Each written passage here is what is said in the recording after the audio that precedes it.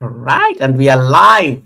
Welcome to the Sunday service, everyone. The first Sunday service of the year 2026, and I couldn't have asked for a better guest. Fabulous Nats ASMR. You can see she's on time. She kept time. She was here way earlier. She was here way earlier before the rest of y'all arrived, and that's amazing. It's a good sign. It's a good sign. Yeah. Right, we have our anthem on just to make sure that we are feeling festive. I see. Fabulous. This I think someone from your community. I don't know how to read it. Mia Shia vlog or something. Welcome, Mia. Thank you so much for coming in. Ashana, thank you so much for coming in. Thank you so much for the like. Ashana Mauria, thank you so much for that like. I see. I have to get how to pronounce that name. Latoya is in the building. Latoya Dali, welcome, Latoya. Long time. Happy New Year. Happy New Year.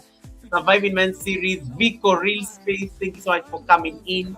Title Pro and Toby Dog. Welcome. Simone TV is in the building. Welcome, Simone. I see Patrick Pierce. Welcome, Patrick. Patrick is from Fabulous Community. Yes, guys, we are multi-streaming. So the live stream is happening both on my side and on Fabulous side, so that we can at least make sure we are supporting that channel as well. So make sure you tune in over at Fabulous so that you can give us the support. I'll appreciate that. Jump on that other side, be on the other side so that you can give the guest that support. We are going to start in a bit. Let me see that I can come on her chat right there so that I see that it is running. Yes, I see it running. I see two of you there. I see Patrick. I see Mia's vlog. Let me drop some emojis there, real quick. There we go. I got it. Yes, it's working perfectly. Right. Welcome, Patrick. Yes. Yep. Welcome. I see. Hey, Akash is in the building. Welcome, okay. Akash. Yes, Fabulous. You're trying to say something?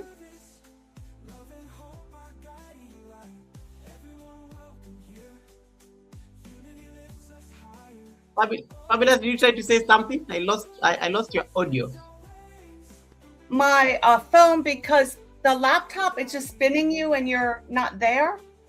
Okay. Do you want us to change and switch? Do you want us to change and switch to your phone? We can try to do the phone. If you have a tripod. Yeah. Let me. We can use your phone the way you did it last time. Okay, Paf. I'll keep the chat busy. Don't worry. All right, guys. Allow me to allow. Yeah, let me allow Fabulous to get onto her phone. I think. No, we had this problem last time. You tried. Yeah. We could try with the phone and then we see how the phone works and then we see how that goes. Hey, Isaac's family, and then Akashi is saying that's a cool hat. Fabulous has a very cool hat. Fabulous, you're now frozen. So let's try with your phone. Oh, okay. I think there's a bit of a delay or something like that. So I think let me allow her to get to the phone fixed. Hey, Akashi, Happy New Year. Isaac's family, Happy New Year, Isaac's family. I thought I saw Latoya. I hope everything is okay now in Jamaica. I hope everything is fine. Achana Mauria, Happy New Year to you too. Happy New Year. Simone TV, I hope you had an amazing Sunday. You're looking so nice. Thank you. It is the goodness of God. And I feel blessed. Latoya is asking me, how you doing, twin? I have missed you, Latoya. It is so nice to see you, Latoya. I have missed you. But I'm good. I enjoyed the Christmas break. We are now back to business. We're now back to business. Yeah, I wish I could have one extra week, but you know what? We have to get back to work. So Lati, I hope you're doing well. Goga, me glad to finally see you. Okay. Simone, I'm so we are back at the Sunday service. Let me see the Fabulous can get Empress Nuts. Fabulous, I think we may need to give permission to your phone. It's saying device is not connected. the Chrome way, the way we did it last time, the three dots. The three dots. Okay. It's Hey, SMS. Okay, the three dots. Gotcha. Yes, the three dots on the top right, and then settings, all the way to permissions.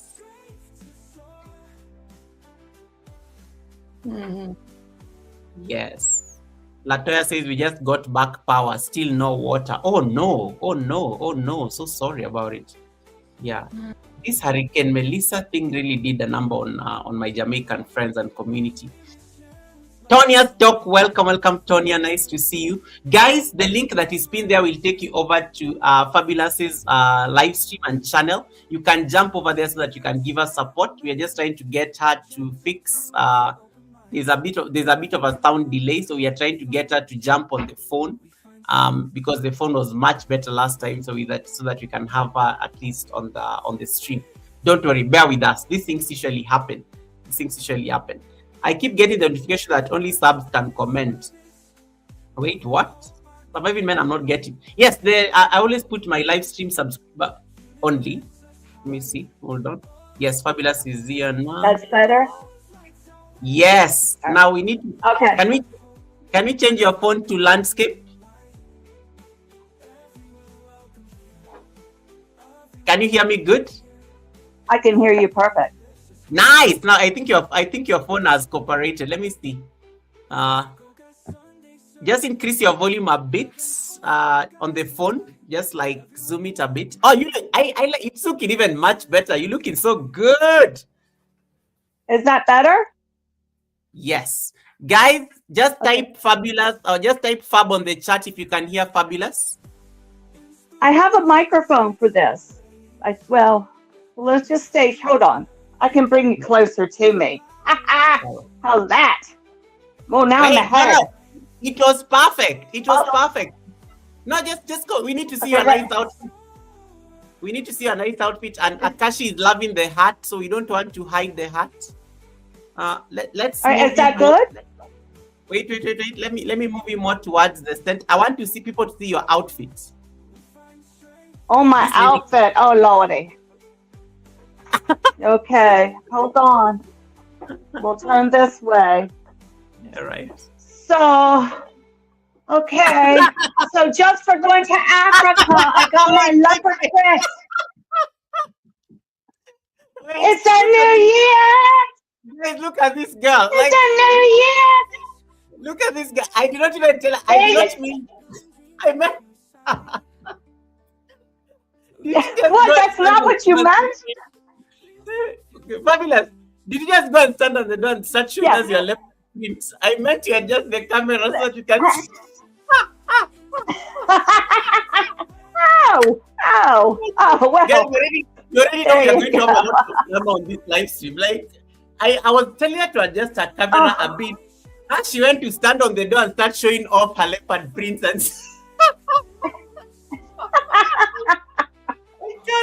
This is too much. I don't know. This is too much, guys. You know, that's what it's about. It's just about having fun, right? That is so funny.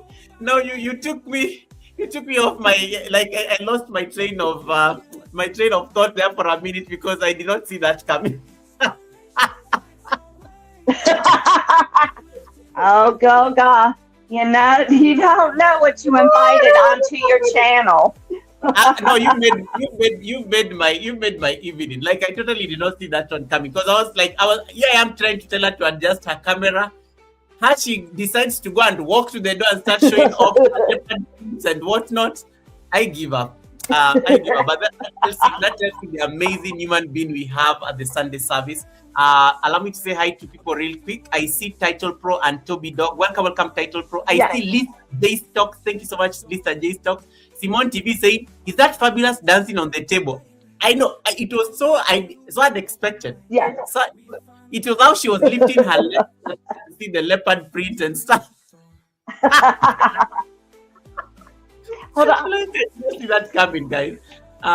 Mary is also laughing. Herald of Mary, welcome, Herald of Mary. Nice to see you. How is Nigeria? And then Riaz is in the building. Young Riaz is in the building. How is the UK Riaz? And Happy New Year, Happy New Year, Happy New Year, Happy New Year. SMS is busy saying, my goodness, guys, that is the co-host. That is your Sunday service co-host today. Latoya Dali is in the building. Welcome, welcome, Latoya Dali. And then Simone says, wow, you look so good. You look so good. You look so good. People love your hat, Fabulous, by the way. Thank you. Big I Boss made Lady, it just for the service. Big Boss Lady T, nice to see you. How you doing? How you doing? Guys, please, Fabulous, what is your favorite color? Favorite color? Excuse me? What is your favorite color? My favorite color. Oh, right now, this week it's blue, but Blue, it could change next week. But Perfect. this week I really am enjoying blue. Okay. So guys, But it I has want to you be a royal midnight blue. Royal Midnight Blue. So guys, please go and drop that royal. I don't know what Royal Midnight Blue is, but please go and drop that Royal Midnight Blue on Fabulous's chat. The live stream is being streamed on both channels. So let me see. I'm going to go to Fabulous chat and also drop that Midnight Blue. SMS, I see you there. Let me see. I think this is close to the Royal Midnight Blue. Fabulous. What is midnight blue? Like, I've never seen blue at midnight. I don't know. I have no idea what Almost midnight. like black.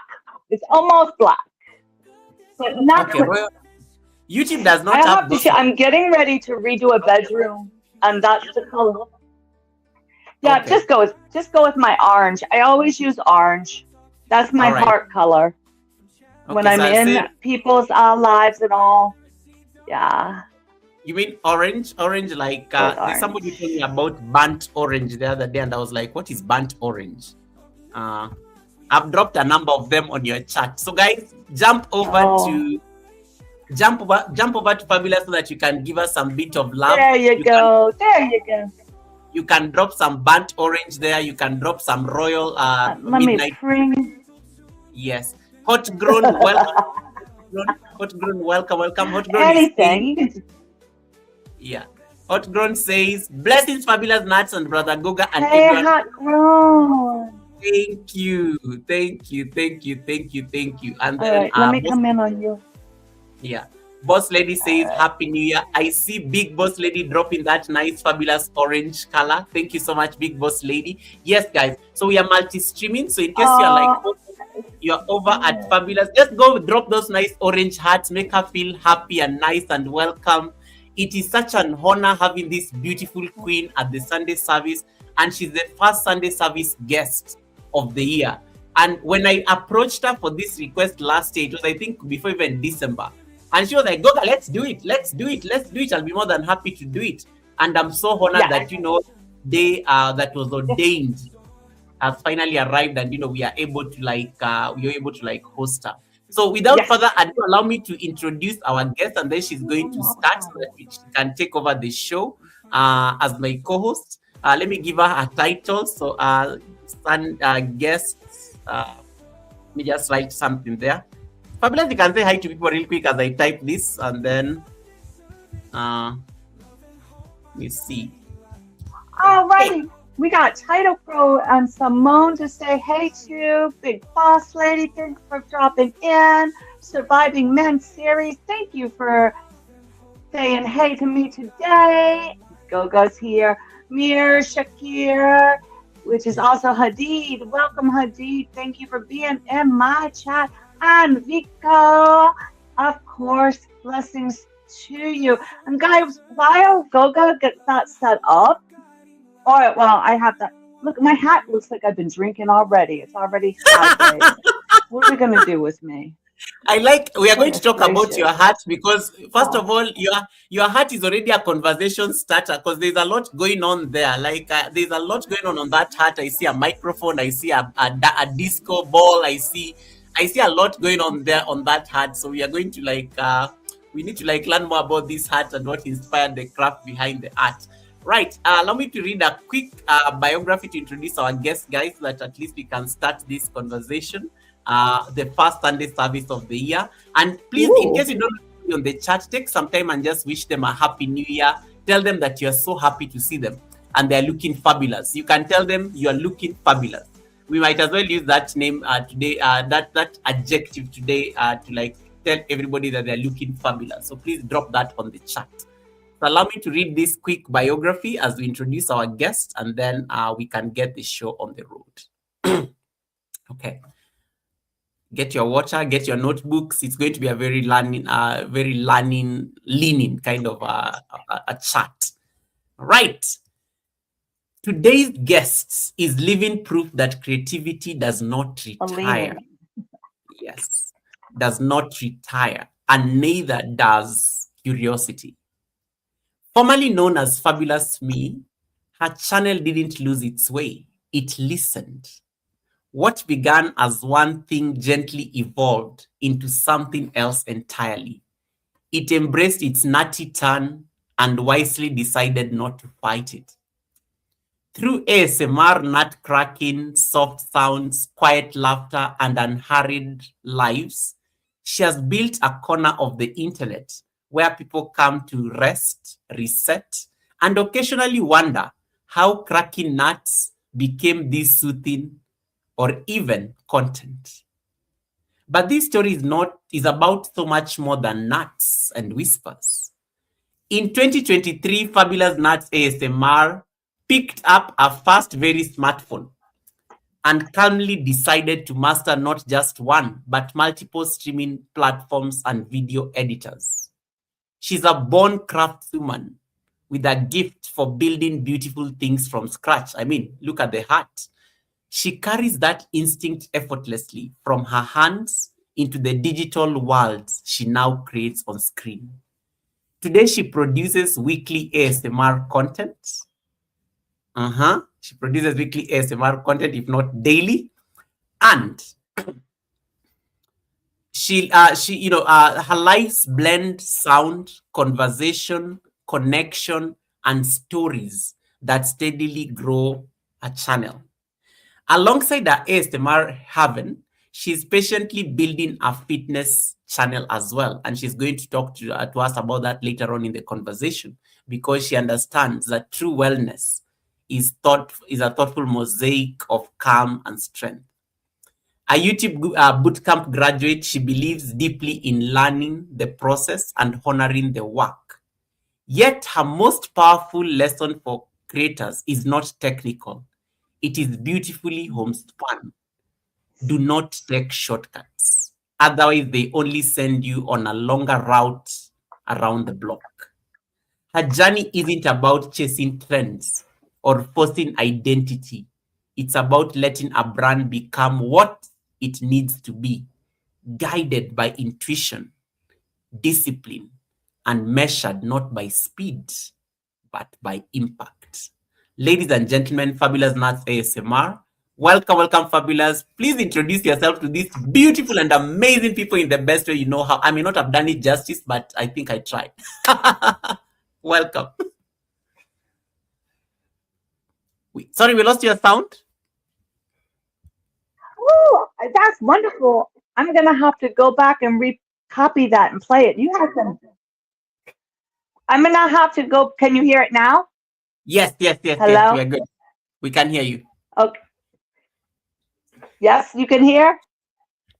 Yes. Oh, okay. Look, you can tell how long I've been doing computers. Hello. Okay.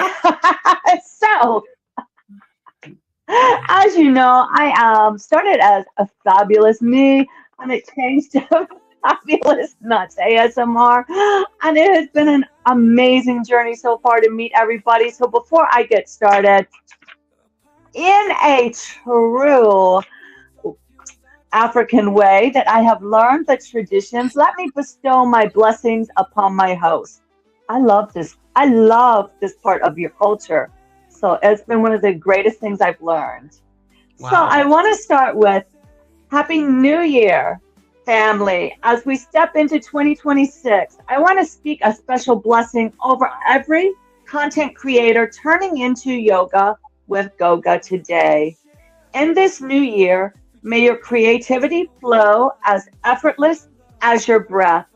Just as we find balance on our mats, may you find the perfect harmony between your passion and your peace. I pray that 2026 is the year your reach expands beyond borders, that your video finds the screens of those who need your light the most. May you be blessed with the consistency to keep going, the courage to be authentic, and the community that pours back into you as much as you give to them. May your subs grow, your views multiply, and your likes be a reflection of the lives you're changing. From the heart of Kenya to the rest of the world, let's make 2026 a year of mindful growth and digital abundance. Keep creating, keep breathing, and keep shining. How about that? So be it. So be it. Yeah, be that's it. kind of where this new year is taking the ASMR journey to a soft. Yes, everybody grab your blessings, please. Yeah, I'm going into a new, more mature, mindful phase, I think, of being.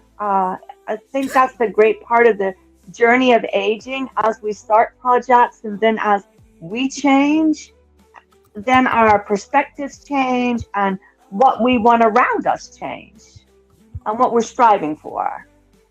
So, I love that. I love that. And I what like else what was you going Joseph to say? I like what Joseph Brown says. We're going to Please, start with lovely the people, journey if you would like. yeah, remember to double tap the screen. Yes, and please, if you have not yet connected to Fabulous Nuts, please make sure you're part of that beautiful community. I see a number of you there on the chat. Thank you so much. I'm Yeah. trying as much as I can to greet you guys on the chat so that I don't interrupt our co-host. Fabulous. To the people who don't know who Fabulous is, like, who is Fabulous Nuts? Where is she from? Like, talk to us about where you are in the world. And I thank you so much for that beautiful blessing.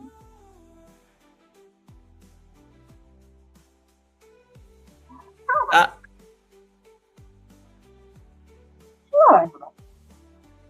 Sure. Sure. Okay, well, I'll just kind of tell my story of how my channel came to be, yes. and that'll kind of explain a lot.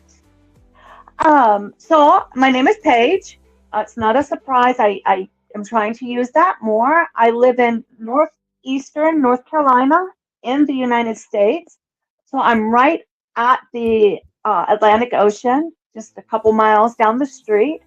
And that's kind of where my family is and has always been. I was fortunate enough through my life to travel around all over the world and all. And my husband and I met and spent many years living in Hawaii. And then when we had children, we came back to the East Coast where I have family to the north and to the west because you can't go any farther east. So we kind of picked a place central to raise children. I had my children late in life. So I only my child. I have a 20-year-old and a 21-year-old. So you can do the math. Yeah, I was in my 40s.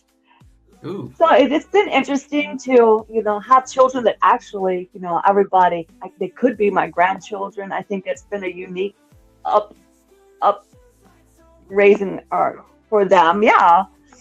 I have my degrees in costume design, and my husband is retired military. So he did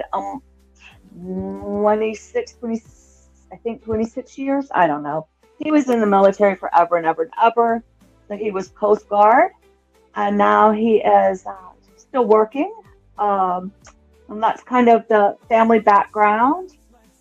We have, in 2023, I was homeschooling and working from home, still doing some custom designing and homeschooling and custom designing and having children. I needed an outlet, so I started working at a corner market as well. I love being out in the community. As you can imagine, I'm kind of a talker. Surprise!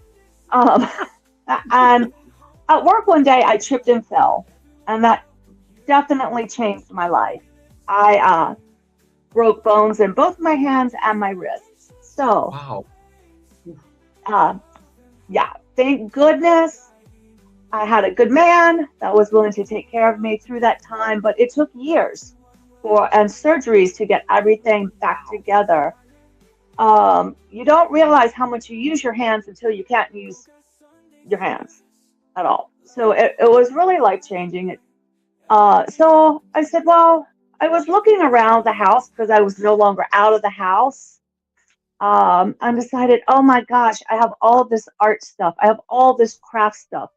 Let me start a DIY channel. Let me do it. That'll be great. But I just got my first phone a week ago. Literally 2023 was the first cell phone. So they said, okay, I have this Wow. viewing channel I use, this fabulous me to go into people's chats and guard my identity. So I said, well, I'll learn on that channel. Then when I learn, I can go to the other channel and be fabulous. It'll be perfect.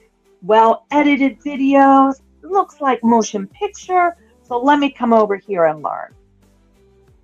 So that's kind of how it started. And of course, the first thing I filmed was I took my camera outside and pointed it at my tree. And I did a series called My Tree at 3. At 3 o'clock in the day or at night, I would film that tree and put it on YouTube. Yeah, you got to go way back to the beginning. But that kind of was how I started learning how to upload, how to film a video. Now, it's on a phone, and it took me about 8 months to learn how to go horizontal. Could only do vertical. But I learned a lot, and that's what this channel was. Well, that was in April of 2024. And by December of 2024, it was the restream craze when we were doing little short snippets to get monetized and to do all of this. And I threw up different things trying to restream, and all of a sudden I cracked a nut and it got 100 and some thousand views. Then I cracked another nut and it got 860 some thousand views, and I was monetized. And then so it was just amazing, right? Because that's what you want, to get monetized. Yeah, and then I'm like, okay, everybody's loving these nuts. Let's do nuts again. But I kind of really skipped a whole lot of months. I had gone from, filming the tree, and those first videos are hilarious because the phone I had didn't have automatic balance, so everything was shaky. So it looked like I was in a constant earthquake, and I didn't know my hands shook. So there's all these shaky videos, but they're up there. I'm not taking them down. It's part of the journey of the channel. Let them be there, Yeah. because they're hilarious. And then I wasn't talking. I was just filming. My mother is in a very rural area, and it's kind of almost runs like a village. She has her house, and then the house across the street has where the community garden is, and the chickens, and then up the street are the goats and the pigs. So I would just walk, and we just grew up running the woods like free-range children. We were just wild. So I had a lot of just that kind of video. Then I decided I was watching all these talking lives. Let me try it. So I started talking, and then it took me a long time. My lives were pointing it at an object and then speaking, and then finally I'm like, whatever. If I don't start talking to the camera and I'm at home all the time, my son is gonna get me medicated. So let me start like at least pretending I'm recording a video. So that's how it kind of happened. But the Restream got the channel monetized, but I still had that other channel I wasn't touching because I knew I wasn't ready for it yet. And And then I just kind of coasted. I kind of coasted with where it was, cracking the nuts, getting the views. But YouTube knows all. Like like YouTube knows all. And my channel, I got monetized and I wasn't doing anything but cracking a nut daily, putting it up and or restreaming a nut being cracked, and I was still getting hundreds of thousands of views. It sounds good. If you look at my analytics, my page looks amazing, right? I think I have 18,000 subscribers plus. I have almost 13 million views on my channel, right? That looks great. Come on, Goga, smile at that. Yes, it looks Right? amazing. Oh, Right? yes, of See course. where it's going? Problem was the analytics. YouTube looked at it and said, this has to be a bot channel. How is she getting all of this? What is this happening? Yeah. But YouTube thought it was a bot because, and people, the average view time was 25 seconds, 30 seconds, Hmm. the time it took to crack the nut. And that, a couple of people said, where did you go? It disappeared. I really think that it was pulled. I know it was pulled because I got a thing saying your content is not holding viewers long enough. You are not engaging long enough. Okay, Hmm. well, I went from not knowing how to upload a video to trying to vlog, then going back to this ASMR, let's make some sound stuff, to boom, I'm monetized. And then I was kind of doing view per view, and I'll watch, the like per like, and I said, okay, this, I have missed something. What have I missed? And it took me, so I was able to coast January, February, March, and April, and from April, it went from like 40,000 watch hours because of the amount of views to 200. And it was that fast. So I knew something had happened. And I didn't understand it. And then in June, I saw that message saying, you're not holding your people. You're getting all of this, but your content, you have no content. I'm like, but I do have content. I cracked the nut. I cracked the nut great. Cracked it this way, cracked it that way, cracked it down here. Who else, But it really took me about August to really start saying, okay, let me look at this. Where is this going? What do I want it to be? And how can it evolve? Because yes, this was a channel just to learn on, but it got Hmm. monetized. Who wants to leave money on the table? If I can make $1, hey, I'm not working. Let's keep going. So it really kind of had me starting to think about what to do, and I really got on a schedule. I was uploading twice a week and doing 4 shorts a week consistently. I started doing that in July. Then I got back into doing the lives, and it was more pop up and chit chat. But I said, that's not the focus of my channel. I don't want this channel to be a vlog channel or a connecting channel. I mean, I don't mind. I'll always do a pop up from Hmm. now and again, but I don't want to be dependent. As funny as I think I am sometimes, or as gregarious and ooh, it's only like twice a week. The rest of the time, I'm just basic. Let's do this, let's do that. I got to get Hmm. dressed today. So I think that goes into people that are doing lives and are engaging and really up. There's an it there that I have the it about 2 hours once a week. So I knew the vlogging wasn't something that would be sustainable for me. And then I was asked to be in the YouTube Vertical Live boot camp. and I almost didn't do it because of the length of time. And then it looked like such a commitment. Like, oh, you have all of these classes. But I am so glad I did it.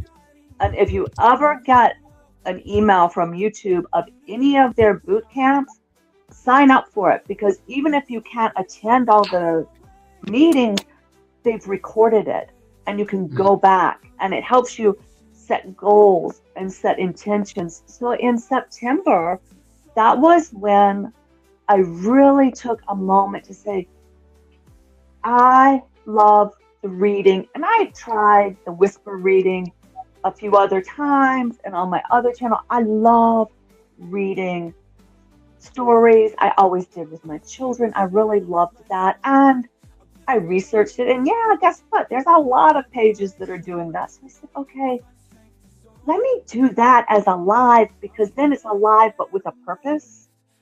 I can interact. And some of my readings, I had so much fun because I was able, they were short stories, so I could pull people's names in and use whoever came in the chat.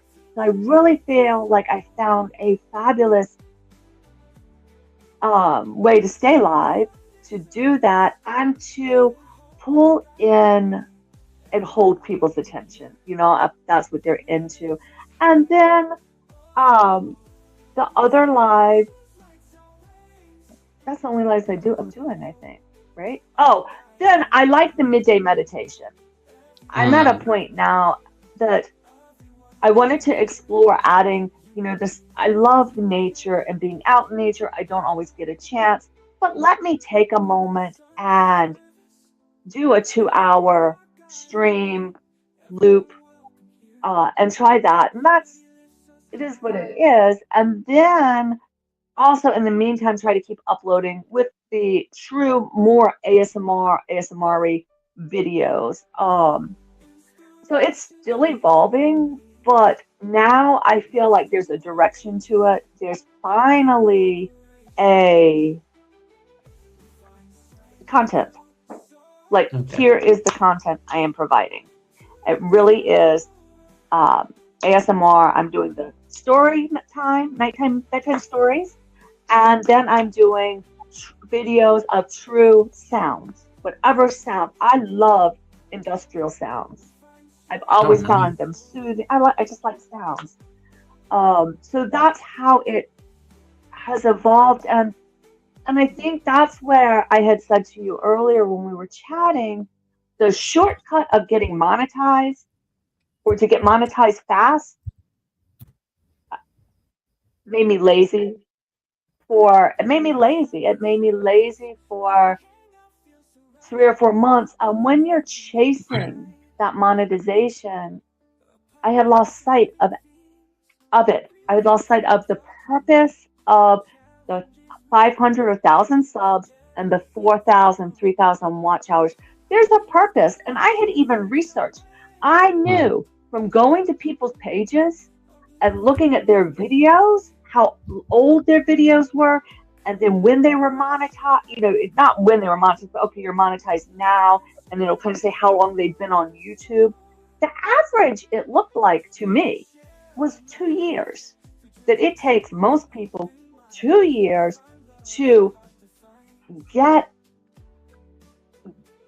it honed in, to create a craft, to create, how do I want this to go? Where do I want it to go? What is something sustainable for me to do?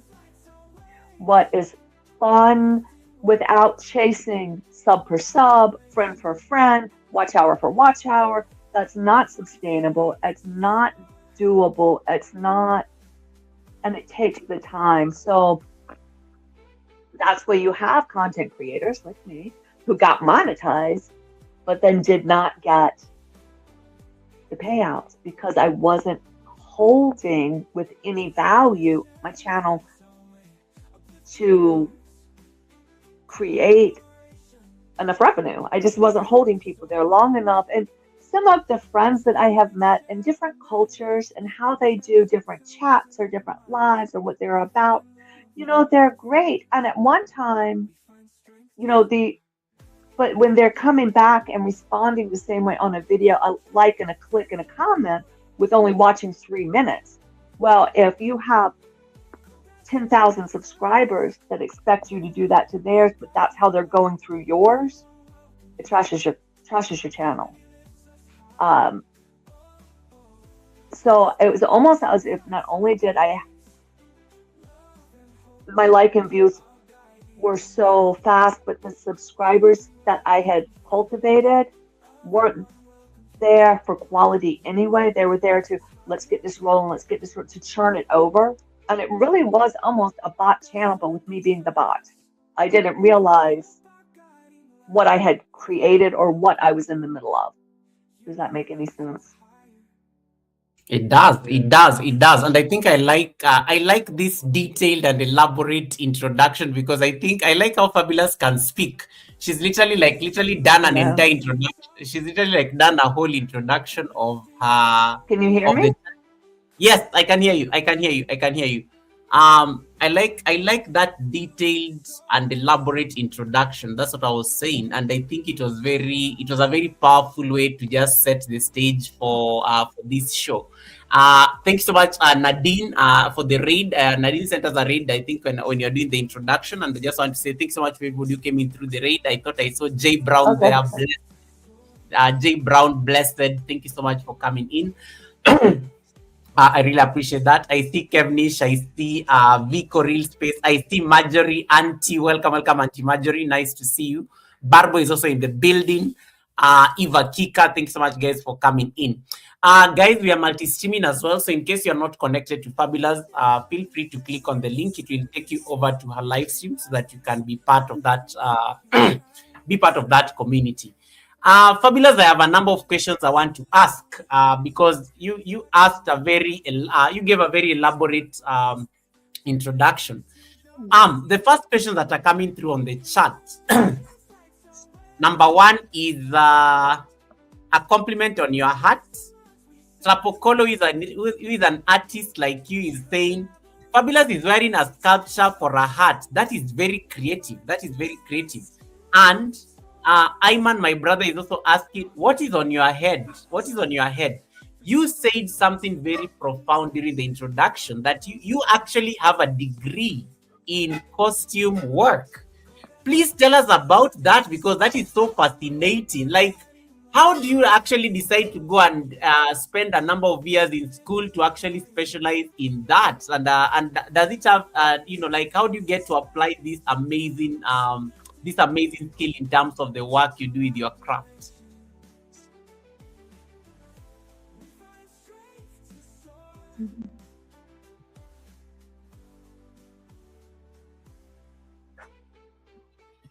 Let's try the audio again.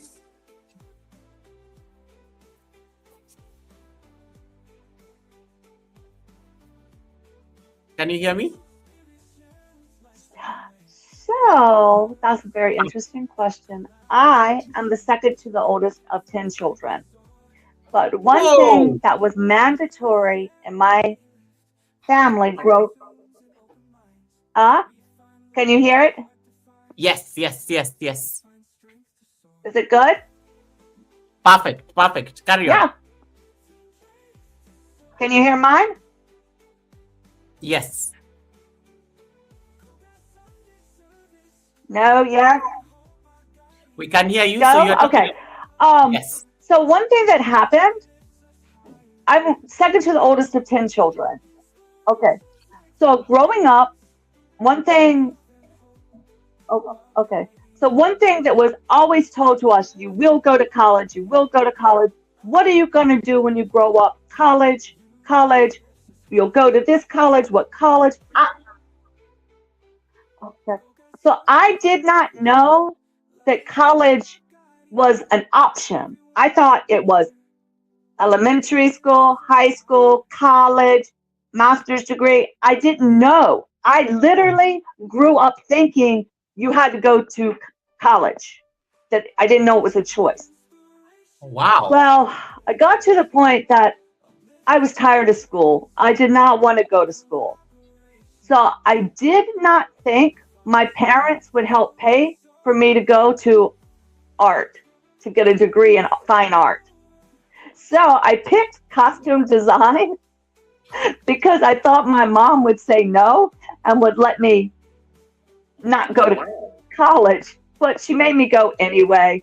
So I wound up at a very amazing university and did my years, got my degrees, and then I did film a little bit, but mostly theater, costume design for theater all over this country, just everywhere.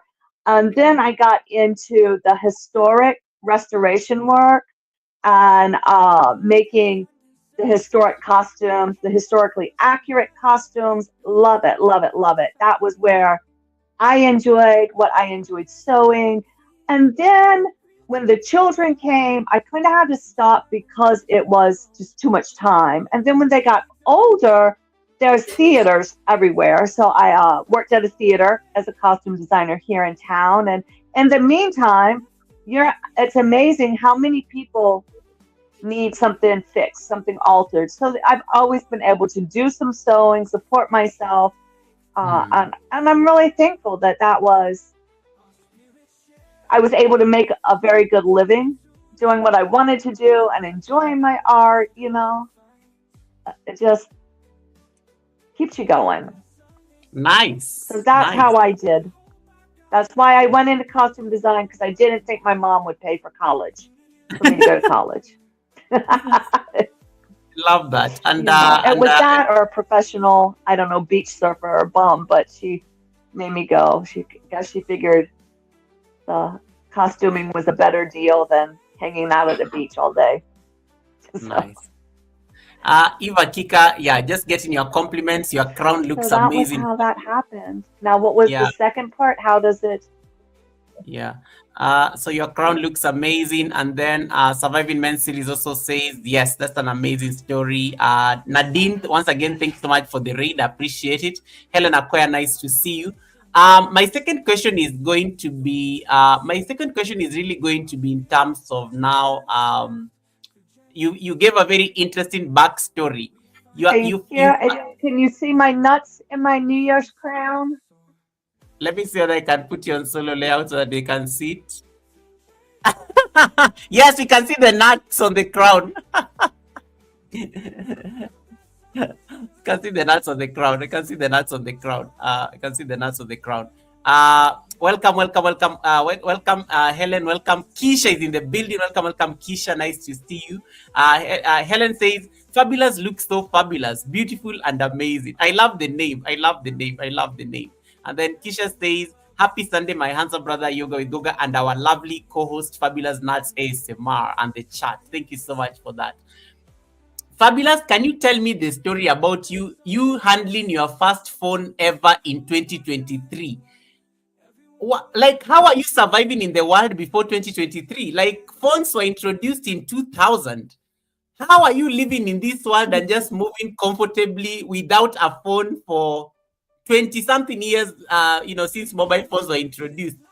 How was that experience? How are you talking to people? How are you taking pictures? How are you capturing life? Like, I have so many questions to ask. Tell us about that experience. Audio.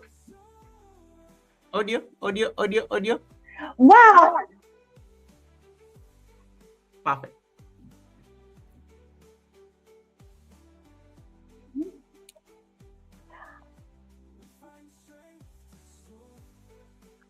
Fabulous.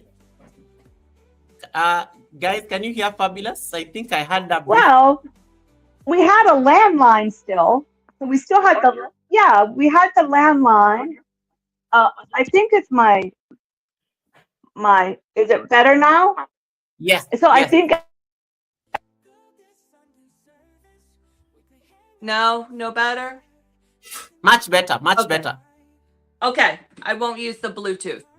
Oh wait, that was Bluetooth. That's why it was delaying, yeah? Yeah. Now you're perfect. Now you're perfect. Don't use the Bluetooth. Let's stick to this. We'll just stick to this. So, we had a landline, right? And I had an answering machine, and I worked our town. Okay, I'm in a very small town. I think there's only 17 to 18,000 people in my community. So it's very Whoa. small. Yeah. And my kids I worked from home, and my children went to school. So what do I need a phone for? I don't know. Wait, like it sounds very fun. Even Eve is still shocked on the chat. Wait, in 2023, Fabulous did not have like okay, I get it. So I mean, communicating to people, like, how was that experience? Like, it just sounds like very surreal. Like, I would want that kind of a life, because nowadays our lives revolve around our phones. Like, how are you living your life, Fabulous? But okay, you have to remember though. You have to remember. All right, I got to take the party hat off. It's hurting my head. You have to remember, I'm a little older than probably most everybody, but Barry's walking exercise. Hey, Barry. So, I grew up without a phone, without technology, without a computer. I was married and living in Hawaii, and it was 2000 before I ever got a computer. Wow. So, I was born in the 60s. So it was never a thing. And plus, here's the other part of this. I grew up with a mom that was a hippie, like a total hippie. So Yeah. we did not even have television. Well, we had TV, but you could only watch at certain times, and then the TV still cut off. So there was no technology around me. I graduated high school in 1984. So, What? Whew, yes. okay.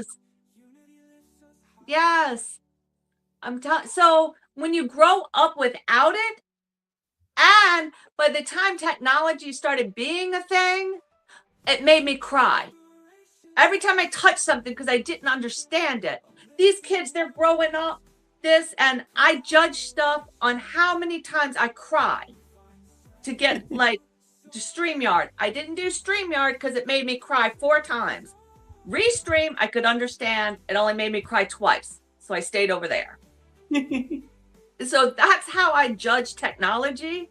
So it really, and what is it?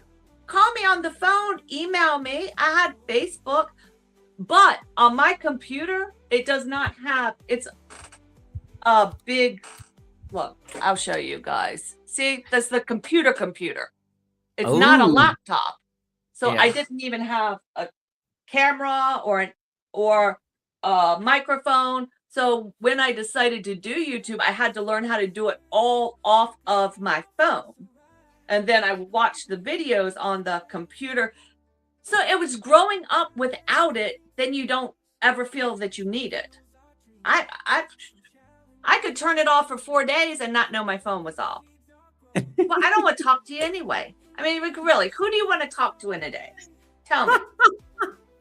I love that, because I like that perspective. And then you say, like, anyway, everybody you need to speak to, you're actually with them, you're actually around them and stuff like that. So Right. so 2023, you get your first smartphone, you start like fiddling around and trying to figure out things. Then you get onto YouTube, and then now you can even manipulate things like Restream. Do you know that people still struggle to do like live streams on platforms like Restream? I am so shocked at the things I see you doing at night when I come to your channel. I'm like, what is this lady up to? There's a live stream that is running overnight, and I know very well that is not StreamYard. I know very well that is not like YouTube, and it looks very like smooth, seamless. Nothing is like glitching and stuff like that. How was the shift for you, especially as a person? You're moving from a place where you've been averse to technology, but now you're actually embracing it. You're fixing things. You're experimenting. In short, Fabulous, what do your kids tell you when they see what is mom up to on her computer? My kids think it's hilarious. And when I first was doing lives, they would come flying downstairs saying, "Mom, stop reading that name. You don't know what you're saying." And I'd be like, oh, okay. Or Mom, that's not what that means. Don't read everything. I'm like, oh, okay. So they kind of got me a little straight, like, read what you're going to say first. Yeah. But I think one of the blessings that came out of falling and breaking my hands was I had to stop. And I was stopped and sitting. So I finally had time to look at the computer, to play with the computer, to mess up a couple of things. And thankfully, there are people in the house that could come back and fix my mistakes. So that's been really nice. But I think you have to decide how many, like for me, if I say, okay, I want to learn OBS and I want to learn StreamYard. This is only the first time I've ever used StreamYard. I've only with you, I've ever been on StreamYard. I've never touched it. But that's something I want to learn this year. So I'll take it. Let me try this. And if it makes me cry, let me come back to it in a month or in 2 months. And I think we get stuck, or I know I get stuck. Anything that's familiar, or when I have started doing something, that's the only way that it should ever be done. Like when they change the format of something, it throws me off. I stopped using Facebook after the last time they changed the Facebook format. I said, I can't figure this out. I'm done with it. Like it made me that mad. Don't give me something, then change it. That's ridiculous. So there is a part that's hard to keep up, especially with having no background at all in computers or figuring out how to use this stuff. But I figured whatever. I look at people's channels and I go around and I think that's the wonderful thing. You have people that have top-notch quality, that have all of this stuff. And man, I can't wait to maybe learn to get there or how to get there or to be there. But right now, this is where I am. And I hope the journey makes it more seamless. I love that. I think the best thing that has come out of this and why I'll stay on the platform and keep using it is because, let's face it, as you figured out, you know, I'm in this third chapter of my life and getting ready to go. Well, no, I'm not getting ready to go in the fourth chapter, but I think I'm in this middle chapter. You know, I'm no longer young, but I'm not, you know, senior. I'm not an exalted elder. You know, I'm just kind of middle ground old person, you know, just this middle range. But the community and the ability to share and to go in and just sit back and laugh at other people and to explore cultures and to, it really, I think YouTube is going to become such a strong platform for elder as people age because it gets rid of a certain sense of loneliness. And I do feel like, oh, there's my friend in this chat. Oh, I just saw you over there. Hey, and it's that creates for me an uplifted feeling. So it keeps me wanting to figure it out. You know, I get excited when I see the same people and we're running around, or when I go someplace new and then all of a sudden I'm like, oh, you're here too. Hey, my friend. Yes. So that keeps me wanting to learn how to do this stuff, you know. I love that. And you have a lot of people on the chat who actually agreeing with you. Red's Room is like saying, yes, that is so true. I agree with you. You have the gentle 50s. The gentle 50s also in her 50s. And I like how I love this. I love the channel name. Like, I like how she changed her name to this. The gentle 50s also agrees with you there. In terms of it. Yeah, in terms of that. And then Kisha said something that I think you may want to react to. Kisha says, oh no, change is inevitable. Embrace it, or at least just take your time with it and go at your own pace. Don't let it stress you. Yeah, I think that's what you're actually like really saying. And I really loved and resonated with that particular comment. Sorry, you're finishing your train of thought there. I wanted you to finish before I do a follow-up question. Oh, it's gone now. Goga. I mean, that train of thought. Ask a new question. Yes. No. The train of thought you'll probably remember because it's going to be the follow-up question. You talked about you are in this third chapter of your life. Talk to us about this. Yeah, talk to us about these chapters, and what are these chapters of life, and how do you embrace these chapters, especially as a human being? Because I think I like that there are people who look back at their past and they start having these sorts of regrets, but there are people who actually enjoy the season that they are in. And for me, I think even in 2026, when I was doing my planning for 2026.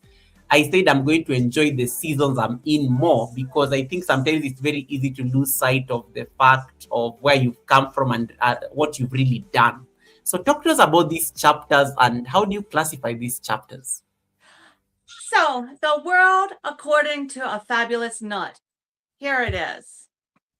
Get your pencils ready. There'll be a quiz later. I break life down into 4 chapters. The first chapter is from age pre-birth until you're 25 years old. It is the worst time of life. You're struggling to learn, to grow, to change. You're going from dependent to supposedly independent. You're supposed to have it all together here. And what are you going to be? How are you going to do it?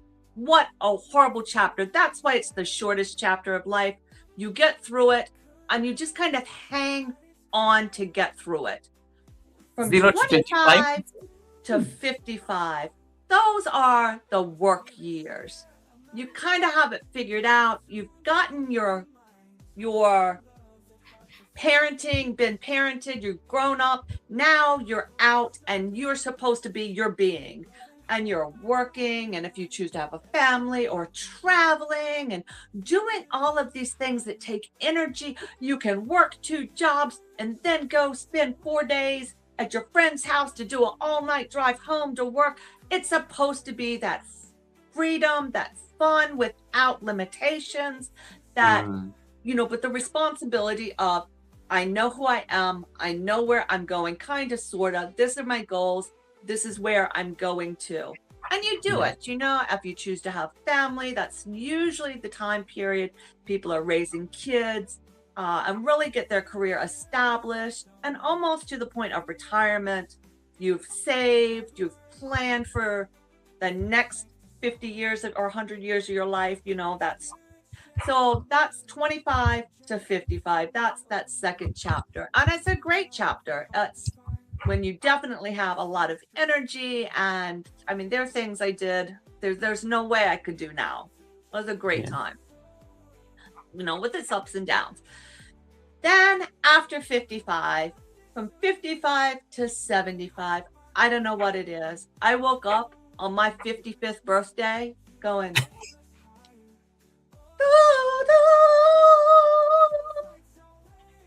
the weight of life had lifted. All of the stress, all of the tears, all of the hard feelings and the struggle, it had neutralized. Yeah, it was like something flip. Okay. And now what? You're doing it, and it's going to keep coming tomorrow. The next, you can either let it bog you down, or you move forward and rejoice in the fact that you're doing what you want to do. And at this point, from 55 to 75, you have a certain amount of stability. You have a certain amount of, I know who I am. And yeah, I can always work on myself and make myself better. Of course, we're always evolving. But I am never going to change how somebody feels about me. I am never going to change how I feel. Well, I can feel about somebody else. It is okay. We don't have to. So there's just this liberation in being 55 to 75. And then for women, our body's doing all kinds. I didn't. Mine did. Like this. Sometimes it's in the second chapter, but my third chapter, boo, baby, I don't know what happened. And all of these changes that nobody had told us were coming, come. And then there's all of a sudden an acceptance of, yeah, okay. Doesn't mean I can't better myself, be better, grow, and be healthy and all of that. But I can accept the fact that I want a facelift. Look at this. Yeah. And that's great. I can look at the mirror and say, I remember when and today. I remember when and today. But I accept today because it's not that bad. And if nothing else, I know who I am, who I'm with, who's around me, and I can celebrate this third chapter. And then the fourth chapter, which I think as a chapter that we, especially as American society, because we no longer have a nuclear family, has kind of gotten shoved to the side in the hustle and bustle of modernizing, like, oh, they don't have things to do, but the grandparents, this last generation, it's their responsibility to be sure that we hear the stories, the traditions are passed down. What is our family? Who is our family? Well, who keeps those stories? Grandmama. This third, fourth generation, who is there to, tell me, your great grandmother put her hand on your head and boom, you're well. I don't care what you have. It just feels better when those hands. So there's that generation. In that fourth chapter, you're getting ready to transition. So you've kind of able to let go of all this. Is how I'm envisioning. I'm not in that chapter yet, but you're getting kind of ready to get rid yourself of. Not rid yourself. Let me rephrase this. What is important, I think, in your fourth chapter of life is no longer the material things. I'm still into my material things in this third chapter. And I think that fourth chapter is really about your inner being and what are you giving of yourself to others. And those are my chapters of life. Got them? Wow. Be okay. Thank you so much for the membership and thank you so much for the super sticker. Be okay was like just excited to see you there and she's loving your glasses, by the way. Because I think Be Okay, I think you and Be Okay almost have the same shape of glasses. I think that's why she's getting so excited there because it's like, oh wow, look at us twinning in glasses and stuff. So thank you so much, Be Okay. Tisha has asked a very important thing, and I think she says, "Oh my goodness, I don't think I've ever looked at my life in chapters. Interesting. I'll be 51 in 2026. What chapter am I in?" So you're on that was the second chapter, right? Yep. Break it up by 25 years. Because think about it. You don't know that first chapter. You don't have any idea about life until you're after 25. You kind of think you do, but you really don't. So I just broke it up, by 25s. I love that. I like this thing about the chapters. What is that one thing about your, you say the 0 to 25 where really nothing, it's really hazy and, it's not like you really don't have things figured out and stuff like that. What is that one memory you have of your first chapter that, you still remember it up to now and you're just like, oh my God, hide me under the table already. Oh, Goga, there are so many. There are so many, especially because, it was a different world. I grew up in I grew up in the 70s. So it was a different world. Parenting was different. Life, now all the helicopter parenting, we would go out in the woods for days. Yeah. Like, we're going survivaling, so there is so much stuff. And the freedom we had then was, be it good or be it bad. I don't think that I should have been smoking cigarettes when I was in third grade. So I was not 8 years old. I was probably a little young, but hey, you could buy them for a quarter and nobody asked questions, right? Then you're acting so big. It was just a different time. We were outside kids. We played outside. Thank you. Be okay. But there's so, the stuff we got into. Yeah, I think now you couldn't get into the stuff we got into because everybody has a phone now. We were able to get away with so much and be not destructive, but be youth and be crazy youth because there was no video evidence of it. So you could get your friends to deny what the other people were trying to lay on you. So that there was a freedom in that is sad that it's lost. And it's not that I don't think that people that under 25 can't don't have it figured out, but there's just so much rapid change from Yeah. just developmentally that happens to become an adult, then you're like getting all of your groundwork together, and that's so chaotic. It's like the first 25 years of your life are spent almost as if you're packing to move.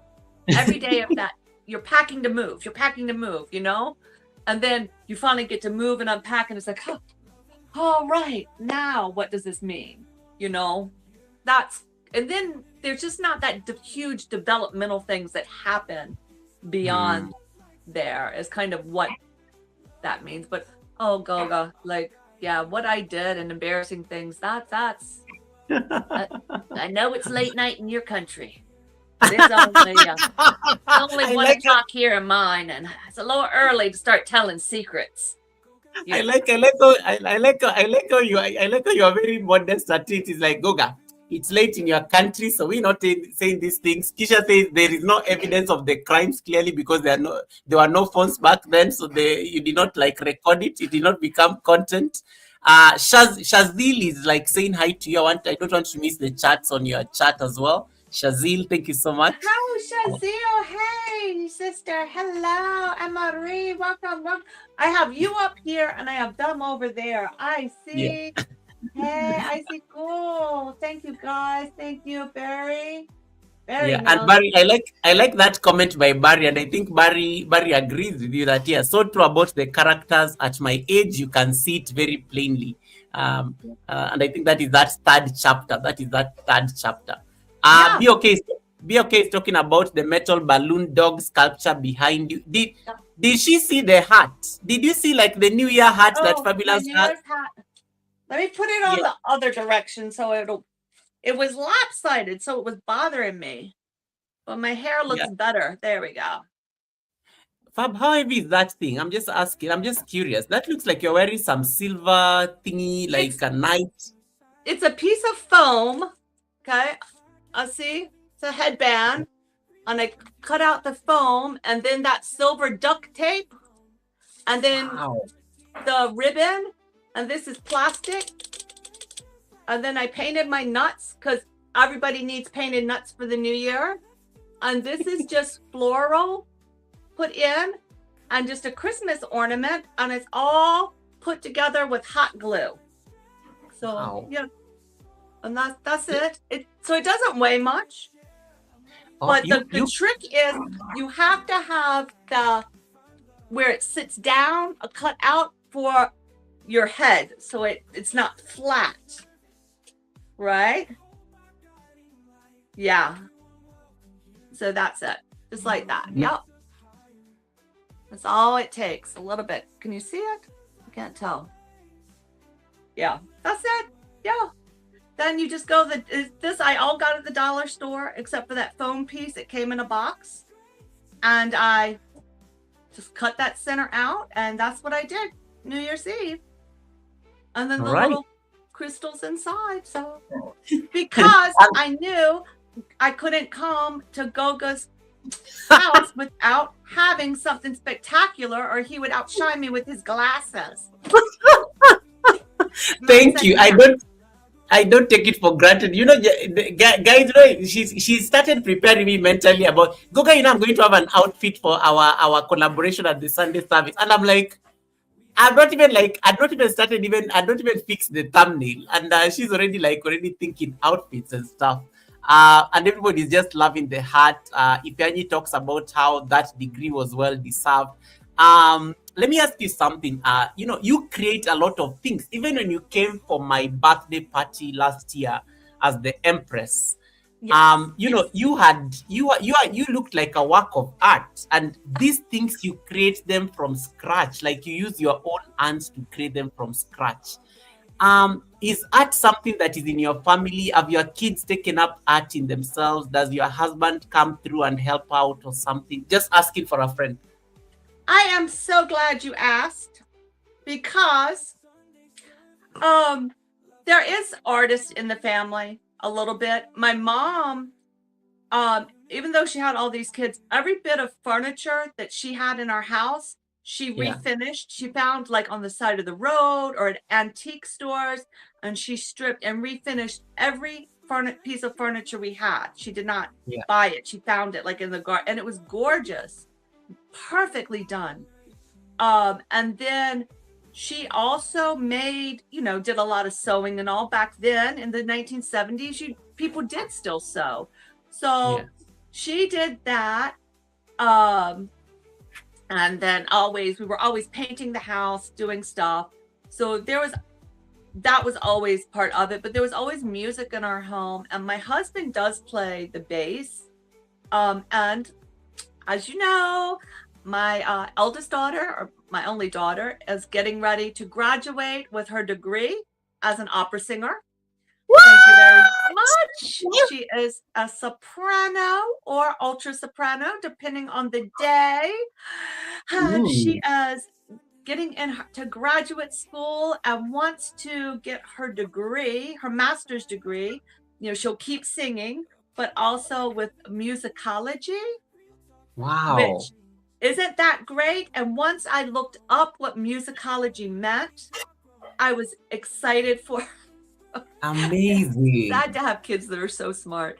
But musicology is the study of it's like sociology, kind of traces customs and all. But musicology is how does music fit into all of these cultures and customs. Amazing. And that's what she wants to study. I'm very curious about your conversations at the dinner table. Oh, well, sometimes I can follow and sometimes I can't. I can tell you, my son, he works with his hands. He loves being outside. He was 20 and he said, Mom, I will do anything. I cannot go to college. I cannot go to college. I said, okay, give me a 5-year plan. Give me a solid 5-year plan and we'll talk about but you have to do something. You have to have a plan. Yeah. So he decided, hold on, my hat's not showing. He decided he wanted to go into machining. Right. Oh, Lord, now we're looking at. He wanted to go into machining, so he did. Then he decided, that's horrible. It's all computers. Then he wound up working at a solar farm. So that's what he does. But he is very creative. He does a lot of 3D printing. He kind of is a lot like me, where I see things, like when I see something, I can't read directions because I have a tremendous learning disability, actually. So I can't read directions, but if you give me a picture, I can make anything. And I actually see things in 3 dimensions. It's kind of like how I do. And that's how he does as well. He'll like see the finished product and then take it apart to get there. So when he was little, some of the sculptures, the Lego stuff he built was unbelievable. So that's the artness in the house.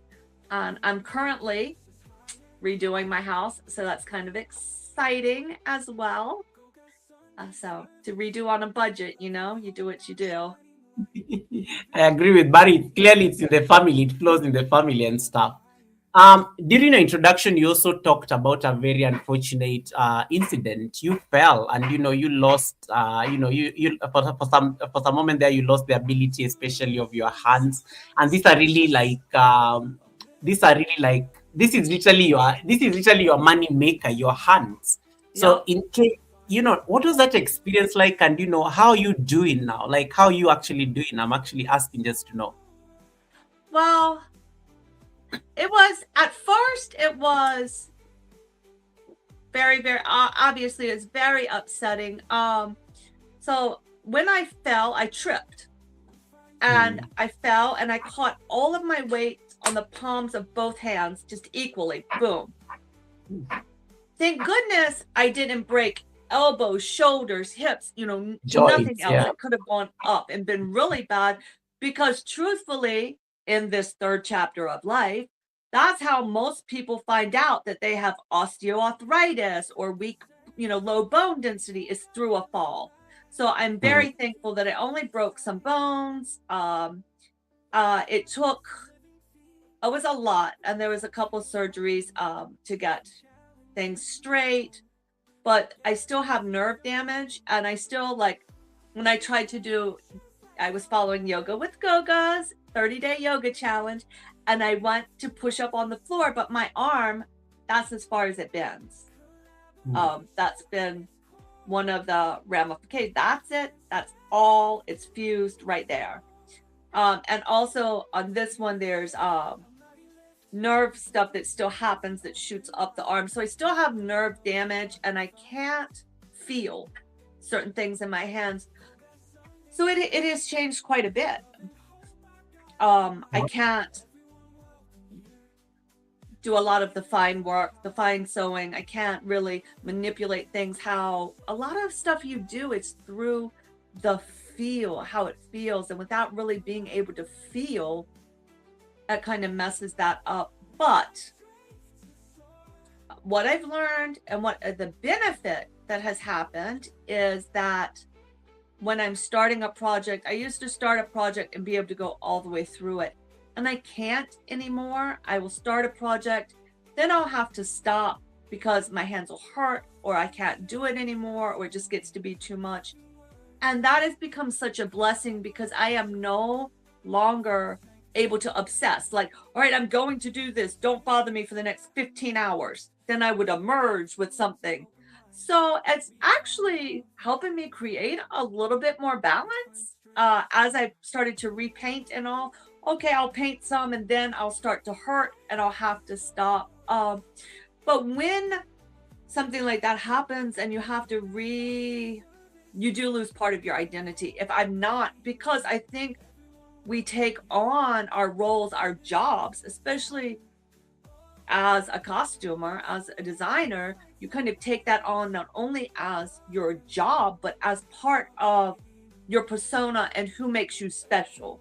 What makes you special? And if you can't do it, then what is still there? But I think that for me, that didn't hit. It was hard. It was hard to know I can't go back to where it was. But because I had been working at half pace anyway, because I was homeschooling children and raising children, wasn't as bad as I think some people that have had their children young and then are in the middle of their career and then lose it. I think, I don't know, you just got to kind of keep things in perspective. And it is not good that I can't feel my hands and they still tingle all the time, but it has definitely made me have more balance in what I'm doing and actually enjoy what it is and say, okay, I can't do this, but I could do this, and I can do this. So it's all how we look at it. I like that. I like that mind view, and I think worldview, because I think it's already happened. But now, how do you know? How do you move on from it? How do you still salvage what you can do despite that unfortunate occurrence? And Barry says that he likes that you still get to do walking exercises with your dogs in the morning. Yes. Another thing that you've discovered, and for me, I think I the first time I thought it was just like you joking around, was this. How is this experience? Because this is something that you let me see that I can share it on the screen. I don't know if it's visible. Let me see. I saw this. that. Yes, this. How is this experience? Because you've also been doing a lot in terms of just making sure that, and I think you are getting so good at it. I love watching you do your exercises on this channel. How are these daily stretches also part of just you trying to make sure that at least you're bringing in that mobility back and whatnot on my fabulous journey? Yes, that channel right there is my second channel that I was going to do all the crafting on and DIY and I'm doing all this stuff, and then it changed into a vlog channel, so it was just fabulous. But then Goga challenged to yoga, a 30-day challenge. And I said, oh, I'll do that. And during that time, I also had a doctor that had been fussing at me for about 2 years. You have got to start stretching. you can get your range of motion back. You can get back, you can still gain muscle. You have not lost it all just because of your age. And he's like, this little Chinese guy, he's very fit. He's like, look, until you're 100, you can stretch, you can move, you can build muscle, you can do your things, you can breathe and be healthy. them. And then he finally said, look, Paige, you're wasting my time and your money. If you're not going to do something, don't come back. And I said, oh, wow. Okay, it's not often you have a doctor, a provider be that blunt with you. So I said, okay, what am I going to do? I have no passion of anything. The most I've done in 19 years is walk the dogs around the block. So I finally said, okay, I'll try Goga's exercise. And I fastly realized within 5 minutes, I had to change from the floor to the chair. And I did that. But then I was like, hey, how many days can I do this and not stop? So I said, well, let me try this content creator. So I started doing different content creators for a week at a time and picking different things. And I started in a chair because if I'm going to be sore or be hurting, I am not going to do it. Not at all. Marley has joined us. I'm just not going to do it at all. It's just not going to happen. So I started slow. And then by about day 60, all of a sudden I realized the pain that was in my back and the pain was gone. This lower back pain and where my hip was pulling forward, it had left me. So that was when, hey Roxanne, hey Red, sorry. That was when I said, okay, let me keep going.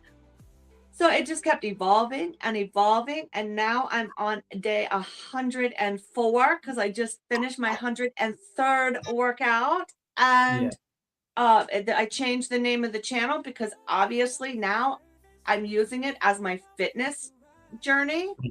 And I decided what I'm going to do is each 100 days, pick a different type of challenge.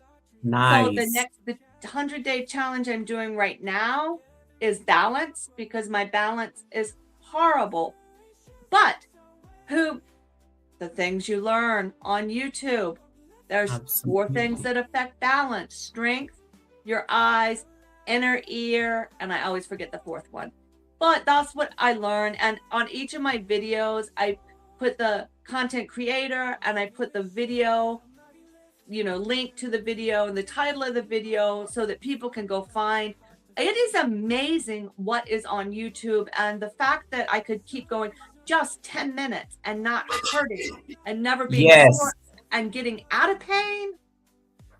And maybe this is going to bleed over to, okay, I'm already starting to think about, is this healthy to eat? Or is there a better option? Is this something I really want to take? Or is there a better option? So, so that's my fitness journey. It is totally organic. I suspect it's going to take 2 to 3 years. If it gets monetized, that'd be great. If it gets wonderful, whatever, if I have people offering me all kinds of things, that would be great too, because I really would like a little facelift, just right here. That, it'd be all right. So that's where it is, but I'm just going to enjoy it. And I think that was what I had lost sight of in the rush to get monetized on the Nuts channel. And with that being said, hold on 1 second. One of the things, let me see. It's across the room. Have you used, I'm going to find it. Here it is. Okay. In the YouTube studio, they have the new AI that will do your stuff. So I did print. They have a thing that will print a 2-week schedule. So I had said I would like to help map out some growth stuff. And so they gave me 2 weeks of short ideas, video ideas, kind of what Nice. to do to kind of tie it all together. So this is in terms of my business of YouTube, because it is kind of a business. That is where I am gonna try to kind of go and reach and get that uploaded, because they're saying this is where to do it, where the growth would be, how to find what I need, and I can follow something. I don't have to. This is on the. This is on the studio. There's normally a tab which gives you those ideas, like some of the suggestions, right? Yes. And That you if you can- click over, it says more ideas, and then it will say, help me come up with a growth schedule, or there's something in it that says that. And that's what I did for both of the channels. It said, yeah, I'll happy map out your content for the next 2 weeks. I put in, help me map my content, or for a month or whatever. And it will give you a great thing to follow. And the other thing I'm using that I just started using was the AI to help me write my descriptions. Yes. My tags. Because I had really kind of been ignoring the tags. Some people said they were important. Some people said they were, but anyway, I think it's been a game changer, just how the channel comes across. The verbiage. I like that intentionality, even in terms of just like taking advantage of the new age features that are being shared with us as content creators, just with how you can improve how you approach your content creation. Going back to your backstory, you talked about, your channel. I always love the story of your channel, and I like how you called us out during your introduction, because you say the truth. In 2024, we all jumped onto the train that was the loop videos. We all started doing these crazy live streams. We got a lot of watch hours. We got a lot of subscribers. Your channel, and I like how you gave an example there. Your channel literally gave you nearly 13 million views. Yeah. Literally, you have over 13 million views on your channel. But one of the things that you're also very direct, and I like how you are not even hiding, is the fact that YouTube, actually there was no engagement, and that was very clear for you from the onset. So yes, you have numbers. We are all carrying very insane numbers on our channels. But if somebody was to tell you, I was on a live stream last week, and this lady was explaining that concept so nicely, that are you guys comfortable discussing your numbers? Like, are you guys actually confident in with the numbers on your channel? And I think I was like, I like that question, because a lot of people on the chat were not like, I don't like your tone. Why are you asking these questions? Because it was not a very comfortable conversation.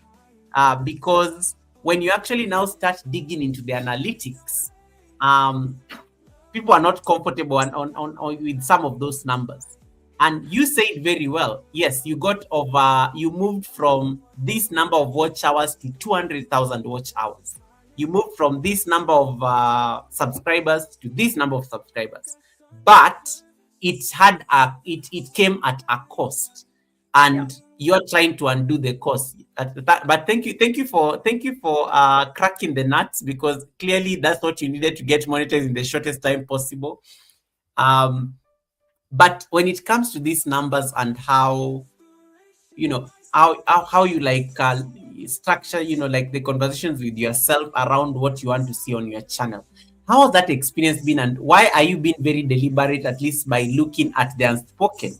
Because people are all fabulous. Me, I would be very proud. Like, I'll be like, guys, do you know, like, I have 13 million views on my channel? But for you, you've gone deep and you're like, Goga, this 13 million views is not really exactly, I'm not comfortable with it. I don't want to discuss it. I have to like be honest with myself about these numbers. I don't like it. So how do you like have these conversations with yourself? How are you being very deliberate, even in terms of the kind of places you're looking for the information, you are seeking the data, just to make sure that you're making more informed choices as you're growing the channel? I think that it's kind of twofold. I think you get wrapped up in the hype and the excitement of it, like woo Yeah. woo woo woo woo. We, And we I did we think did get wrapped up in it. You remember that time? You remember that time when you were doing those loops? yes, It was exhilarating. Like it was. Whew. I was crazy, crazy. And but then you can go back and all of those loops, my 11-hour loops are in a podcast. And anybody, you can go back to those podcasts, which have fabulous names. That was the most fun ever, was naming those loops. Because how serious can you be when you're cracking a nut and you're trying to come up with a title? That was the most fun ever. And I think that's what really kept me on YouTube, because Yeah. I like laughing at, it's nothing wrong with having a moment in time where we don't have to take something serious.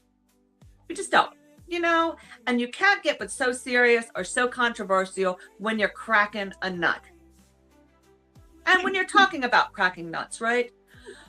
But anyway, you can go back to those loops. And like I said, I've never deleted any of them. And you can see where it surged and it stayed up so high. On Christmas Day, I did a live with my family. And for 1 hour, we were cracking nuts. And it was over 7,000 people watching us just go around, each of us take a turn cracking a nut. For an hour. I mean, it was crazy. And it was fun. It was almost like, when you were a kid, like a young kid, and you were doing something kind of risky and you weren't sure if it was quite right, but you were getting away with it over and over and over again. You're getting away with it. It's great. It's great. It's great. And then all of a sudden, one day, it goes from thousands to 100. And you say, well, that's weird. Let me put another one out, or let me stop that one and start over. Let me do it again. And then all of a sudden it's like 12 people. Let me give them context. Let me give them context. These are your nuts videos. Yeah. Your most popular nut video nearly gave you 1 million views. This one that you did 10 months ago, the one that gave you 855,000 views. Yeah. Let me just ask a random question before you continue. Okay. How did you pick on nuts and not anything else? Like what inspired the nuts like as content? Because people are doing a lot of things. Most of us were doing animals. Some of us were bringing our cows on the screen. Some of us were cooking. Why nuts? Well, it started with, I knew I wanted a sound. So I said, okay, let me break a cookie. Okay, so that got some views. Then I got a candy bar and broke it and pulled it out, a Snickers bar, and all that caramel went out, and it got a little bit more views. And then, so I just kind of worked that way, and I was looking for a sound to go with the motion, and I cracked a nut because it was Christmas time, and we had the nuts out, and it got so many views. I was like, let me crack another nut, and it did even better. Then the next day I cracked another nut and it did even better. And then I cracked another and it was like I don't know. Then I was cracking golden nuts and your nuts and my nuts and Santa's nuts. And I was getting these views but that's what it was, a view. It got, because they were counting 10 seconds of view. And that's what it was. But I didn't realize it then. We were getting the view. Wow, they're here. And I was getting subs. I think that one night I got one night it almost went viral. I got 17 or 16,000 subs off of that video. But it's not staying there. I've been losing subs. And I've been gaining true subs now. But as the number goes down, and I looked into it, so I don't take it too bad. Some of those could have been bot accounts. Some of those could be inactive accounts. Some of those that YouTube says, if I've subbed to you, but I haven't been to your channel in a year or so, they kind of pull my subscription and hold it to the side. Oh, you're not active. So that can, one day you might see, oh, I lost 15 subs. What happened? Well, it might have just been a YouTube sweep of cleaning stuff up. Okay, these people aren't active. You've lost them. So of course I would have every intention of getting 100,000 subscribers this year, but if I have to drop down to 1,000, which is where it probably, or a couple hundred, and then build it back up, that's what it will be, because I took that shortcut. And it looked amazing. It felt great. Baby, I was ready to buy my convertible Porsche and ride around. I'm like, why isn't everybody doing this? All I have to do is crack a nut. And then for 3 months, I'm cracking nuts and making money. And then it wasn't that much, but it was, some coin here, some coin there. And then YouTube said, what is going on over there? Let's take a look. Well, that's not a channel if she's getting all these views and people are staying for 25 seconds. There's no value. And boom, my channel was shut. I mean, it wasn't shut down. I could still do things, but nobody. And at that point, I had stopped doing the nut streams and I was uploading 2 videos a week and 4 shorts, and nobody was getting notifications. Nobody was seeing my stuff. Nobody was doing anything. Wow. Yeah, I would go live and get like 3 people. And then I'm like, okay. And that was when people had been talking about shadow banning and this. And I said, let me look into this. That makes sense. I took a shortcut. And boy, was it a high. It was, man, I'm telling you, I had my car picked out and I had my surgeon for my facelift on standby. I was ready to roll. But it was all pretend, So, and I have another viewer. I one of the people I connected with during this time, her channel has 40,000 subscribers. And she's had her channel for 4 years. She's not monetized. And it's the same thing. She's getting subscriptions based on the title of her channel, but nobody's watching her videos long enough to get her monetized. Yeah. And she has over 40,000 subscribers. So that tells you need to rework it, relook it. Some of these things. I actually agree with you, because I do have somebody in the community who has like 600,000 subscribers. Yeah. Literally 0.6 million subscribers, and I never get notifications and whatnot. And the other time I was having a conversation with them, and they were like, YouTube just froze my notifications. It's like, yeah, they don't get the engagement completely. Right. And in fact, they were so shocked when they saw me on the chat that day, and they were like, how did you find me? And they're like, I was just scrolling around on the sides and I just clicked these side things that you normally see, and I saw you are live. I did not come through a notification. Oh, wow. Okay. Mm-hmm. Wow. And I think that's one thing. I see a lot of people that are doing the streams now. Yeah. And they're great. I mean, these overnight restreams and all are great, but watch your time of engagement. And if it's dropping and getting small, it's not worth it. Your channel might hold out for 6 months before it goes dark. So those long loops, those long streams, and I do my 2 to 4 hour, but I am definitely a lot more cautious. For me, it's better to do a 2-hour loop where I have 35 or 40 people and they're there for 30 minutes and then end it, to opposed to play an 11-hour loop where I get 200 views but only have a minute of watch time. YouTube says then. And it was a very painful reality. I think when YouTube decided to now enforce the punishment in July last year, when they say that they are going to not monetize channels who are doing that kind of content. I still see it. I still see people doing the crazy mathematics puzzles and whatnot, which again is still low effort. And I know most people are getting monetized with it, but I know it's going to hurt their channels in the long run in terms of videos and whatnot. But engagement, I think, is a very important tool, and I think most people need to cultivate. In the new channel that you're starting, how is your experience in terms of just that retention of the audience and also just engagement? Because I noticed you're not pushing the new channel out a lot in the community. You want it to grow organically as much as possible. Yes. So it is very specific. I mean, it is, somebody that's my age doing seated movement. The engagement,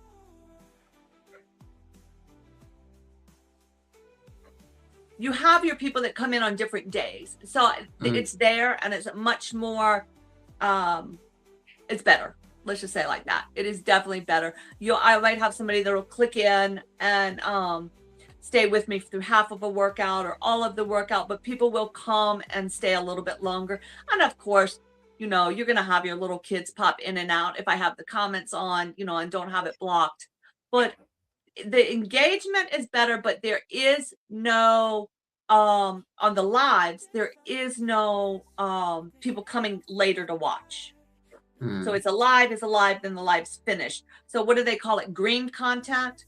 That doesn't have much green content. I need to now get over to produce the videos that go with the lives and the shorts to kind of tie it all together to get the green content to get that channel growing. And that's what I need to kind of focus on both of my channels, that to tie it all together in a neat bow. Okay, I'm reading here. If you don't want to do a live reading, but just want a few right here, come over here, and this will tie together. And then here's a short with it. So there's this continuous loop. And then what's the fourth one, to put out the notice to. So I think over there, the content is pretty good. It's steady. I mean, I'm gaining subscribers every time I go live, at least one for the most part. Some days 3 or 4. The age, I'm definitely hitting my age bracket. Nice. It's more men than women, so I don't know what that means, but it's pretty almost equal anyway. But I'm not getting, let's go watch a video. I'm not getting, they're coming in on a live, or if they're catching a live, they're there for a live. The other problem I'm having on that channel is nailing down a time.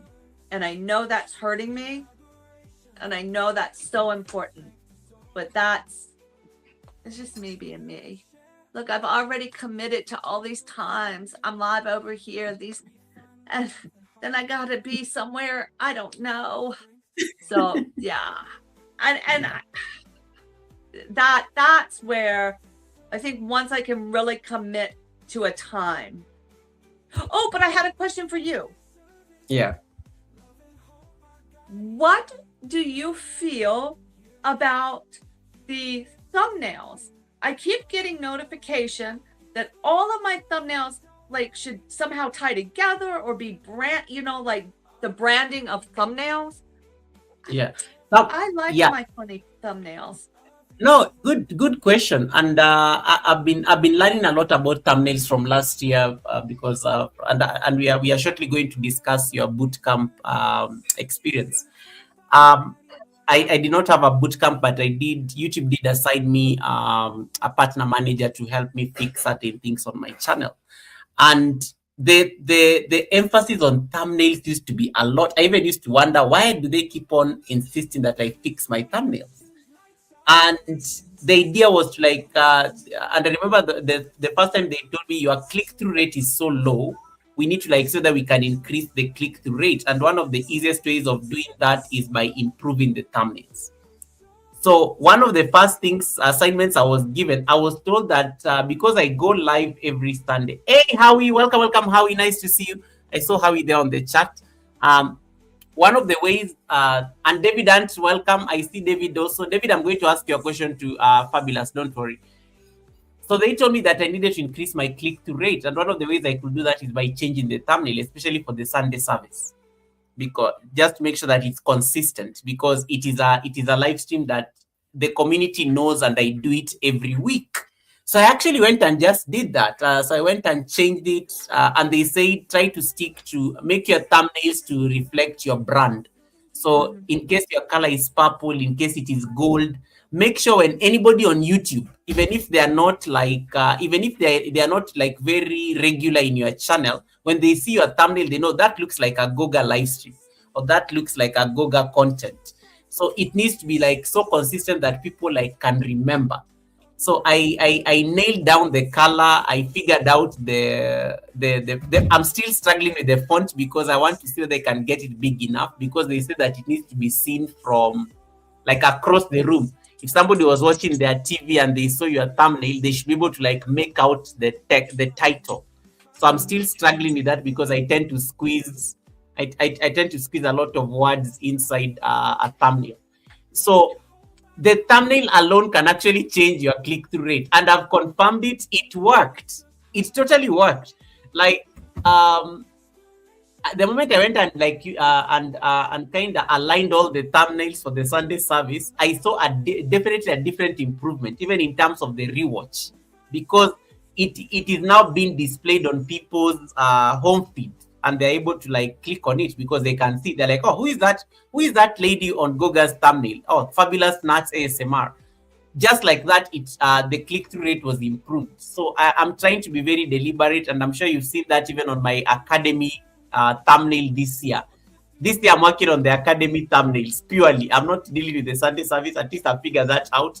So I'm now just trying to work on the academy thumbnails to make sure that it's always uniform.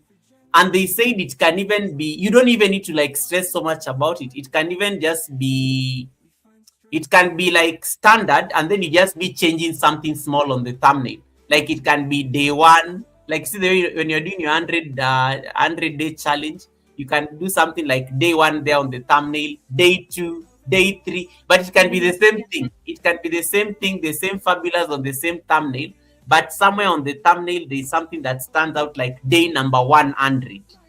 That is okay. It's allowed. It's not like you're repeating the same thumbnail, but they say it brings in consistency on the channel. So I think I would challenge you to, yeah, if the thumbnails can stand out a lot and they are very like, the picture is so high quality, people are likely to click on it as compared to like something that looks blurry or the ones that YouTube generates automatically. Yeah. All right. I Yeah. got that on my list to do.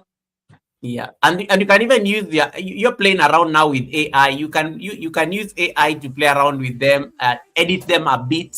But even when it comes to AI, I wouldn't like entirely advise people to like allow AI to generate for them thumbnails.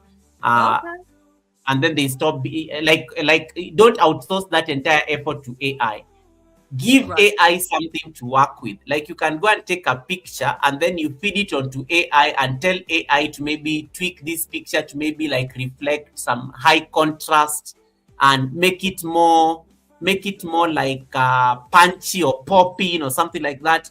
So feed what you want AI to generate. Don't outsource your entire brand to AI, because it will not know. It may not really know. It's still learning, so it may not really know. So I think that's one thing I think I figured out there, because the thumbnails from AI are so ugly. To be honest, they're not so good.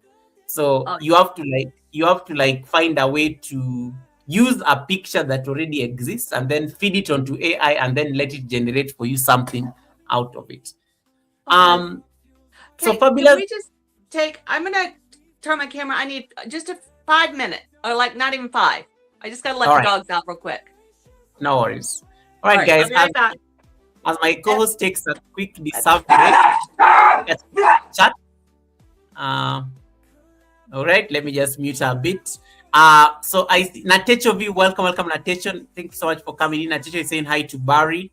Red is saying interesting, and Red, good job on what you're doing with OBS. I can't wait to see the amazing things. I liked that live stream you were doing yesterday. And I like the green screen. The green screen is really popping nicely now. The green screen looks good. Howie says Happy New Year belated. Don't worry, Howie. I think it is still Happy New Year until the end of January. We are going to say Happy New Year until the end of January. I think I've been greeting everybody. I've not said hi to this year Happy New Year. And I will keep doing it until I think end of January thereabouts. And if I've not met you this year, Happy New Year, Happy New Year, Happy New Year to you. Feel free to ask any question that you want to ask Fabulous. I'm going to place it for us so that you guys can you can have that conversation. And to the people watching in the background, thank you so much. Autism Mom, welcome, Autism Mom. Boy, Delicious, nice to see you. Thanks so much for popping in. I see Simone over on the chat. Thank you so much, Blessed Life Journey. I really appreciate you as well. Thank you so much. So our guest has taken a quick break, but she'll be coming back. Let me allow her to walk there. She's back. Yes.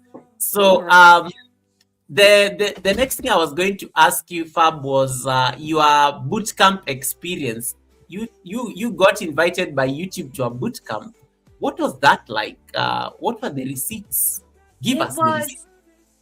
It was very interesting. So I was invited to the Vertical Live boot camp. And what? This? Yeah. How when was this? How recent was this? It was September, and it went from September through December. Nice. Yeah, okay. Look, I got my hat. Hold on. Look, I got my YouTube hat. Oh, wow. And okay. my cheetah pants. So, I like how you have to sneak in the cheetah pants have to be. Wow. So it came through on an email, and you know, sometimes you think those things are spammy, but I didn't. Yes. I actually opened it, and it said you can put in for the YouTube boot camp, and it's going to be a Vertical Live boot camp. So I opened it and I did that. And then they took 100 applicants, and I think they just drew them randomly, but you did have some huge content creators that had millions of people, and all different genres, down to some that weren't even monetized yet, very small channels. So it really is just a matter of watching your YouTube, your opening those YouTube things that look spammy, and they might actually be an invitation. So the YouTube bootcamp, we met once a week, and it was really about pushing out the vertical lives more. I got the feeling, this is just me, there were, and I guess a lot of people, a lot of the gamers and all, a lot of people were sticking with the horizontal lives. Yeah. The majority were, and so it wasn't hitting the scroll of the shorts like the vertical lives do. Yes. So they kind of wanted to get more people over into the vertical lives, and this was right before they rolled out the horizontal and vertical at the same time, which I haven't tried yet because everything I do is on the phone. So it and that's why it is a PC. Yeah. It was good to connect and get ideas from other people, and then to be able to go to their page and kind of look like, okay, what are you doing that is drawing people? So it kind of created a time and a place to really give me 2 hours. It was only like, the class was only an hour a week, to really take that time to say, okay, this hour on Tuesdays at whatever time, I'm going to sit and really evaluate my YouTube channel, because they want creators to use the platform as a business. Like, okay, we're doing this, but it is a business. If we're going to pay you, we need you to be doing what we need to do to get the revenue and stuff like that. So it really did, and it really helped me kind of think about, how can I do lives that then tie into a video that is something that will hold my audience, because like, there's so many, like with the ASMR, there's so much of a genre of it, but what am I comfortable doing? You know, there's certain things I am and I wasn't. So that's where I really kind of was able to focus in. And I think that everybody going into this new year, really take a look at the channel and set some goals. It was almost like goal setting, a goal setting class. Okay, what do you want to work on? You know, okay, I'm doing this, and then now let me do the next thing and the next thing, and saying, The watch hours are more important than your subscribers, honestly. So their subscriber count doesn't matter. Your views and clicks don't matter. What you need to do, as we're looking as a company at your watch hours, how long are people staying with you? How long are you engaging them? How are you running your lives? Do you have people that will, like, I haven't said hey to everybody in my chat because I'm looking at your chat on my thing. But are you acknowledging people, or do you have a moderator to acknowledge your people? And I had somebody get very angry at me. If you've noticed on my channel now, nobody's in blue.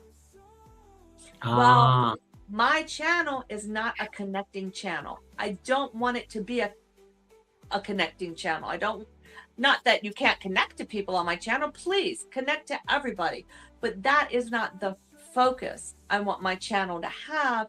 Therefore, it was suggested you need to turn them all off unless they're serving a purpose. Do you, you know, because YouTube sees how many you have. YouTube knew, the almighty whoever, I think of YouTube as this I. You know, they knew that I had 11,000 moderators. Really, who needs that many moderators? Then at that point, nobody's moderating. So there's no point in doing that. So I turned them off, and there was one or two people that kind of got their feelings hurt. And I said, look, by setting members only, or by setting subscribers for 5 minutes, if you set your live to subscribers for 10 minutes to make a comment, you've gotten rid of all the trolls. Yep. They don't have that patience.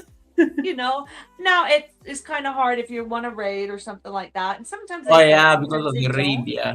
But on the most part, with that, or you can turn your comments off altogether. I've done that, and I've done that on my fitness channel. I mean, my phone doesn't scroll while I'm live, so I can't see the live anyway. So to keep things safe, they're like, that is a better option, or use some of the other resources as opposed to turning everybody. But if you have a connection channel and that's what you're doing, that's fine. Or you can use it, you know, some channels use the blue as a way to honor longtime members, or you were the first one coming in, or some people turn them on each time. Everybody does it different, but I was just turning them on and leaving them on, and YouTube said that's not a good look for an ASMR channel to have 11,000 moderators. Oof. Wow, good advice. ASMR. I mean, let's talk about that evolution, because as much as, yes, and I like your take on shortcuts. Something good came out of Fabulous Nuts ASMR. Like, you figured out ASMR content. You play around with sound a lot on that channel.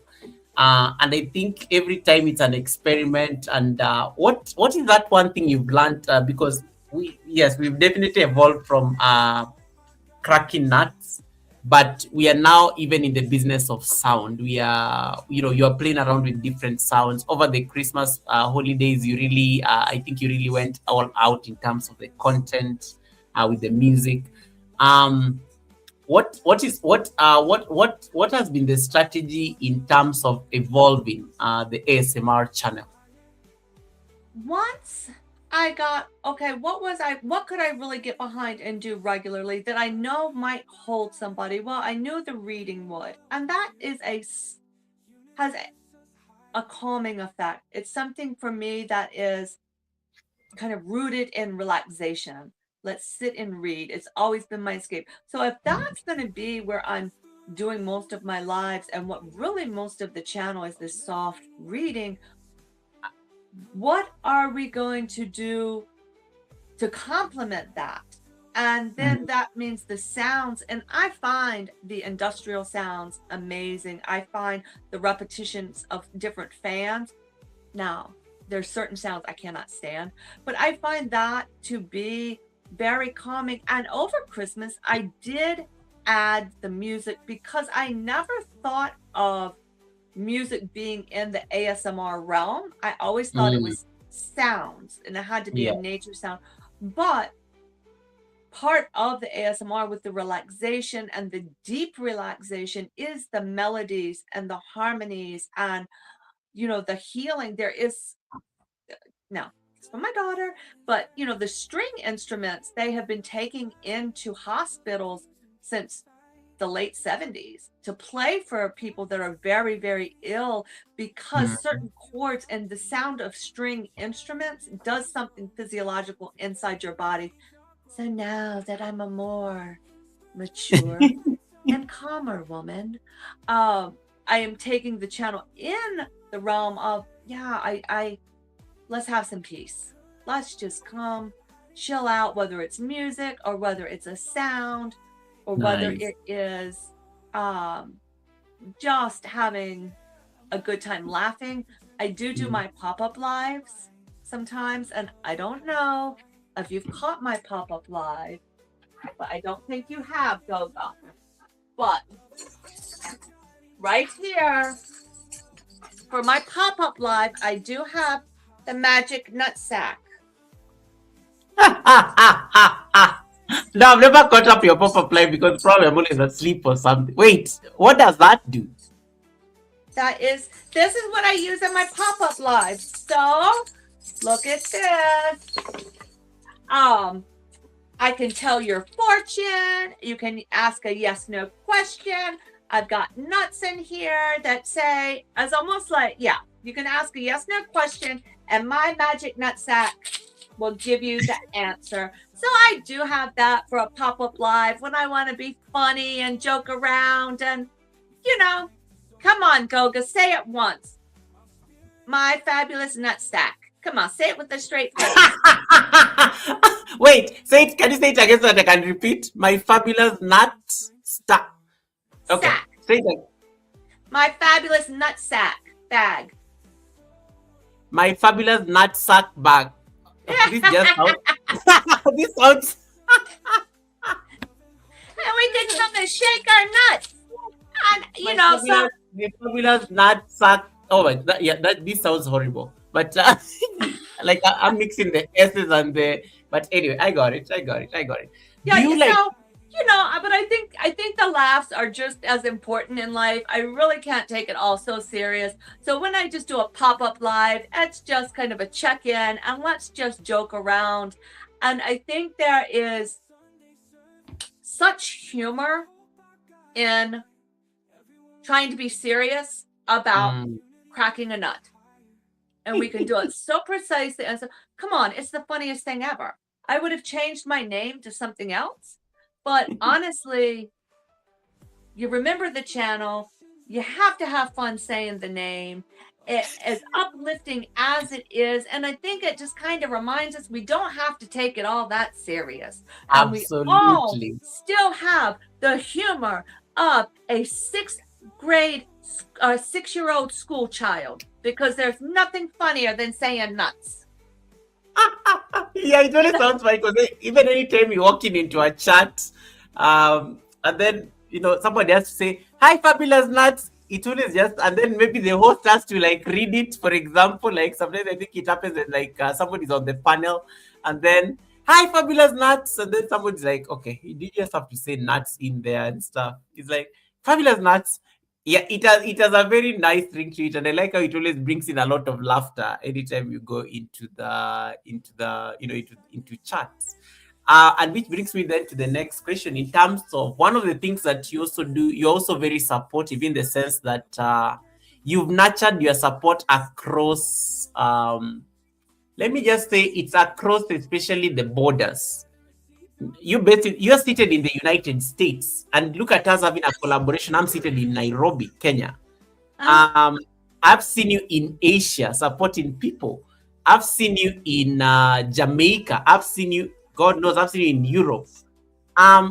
Your support. Talk to us about your support strategy in terms of how do you get to like meet all these people across the world, and has this been very important for your channel? Just trying to make sure you diversify the support in different regions. It isn't YouTube analytics amazing, right?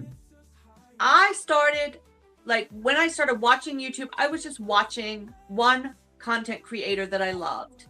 And then up in my feed, like, hey, stuff you might like. Now, for about 8 years, I only watched one content creator. That was all I was coming to YouTube to do, right? But this one channel was telling stories about in Kenya. I can't remember the name of the channel.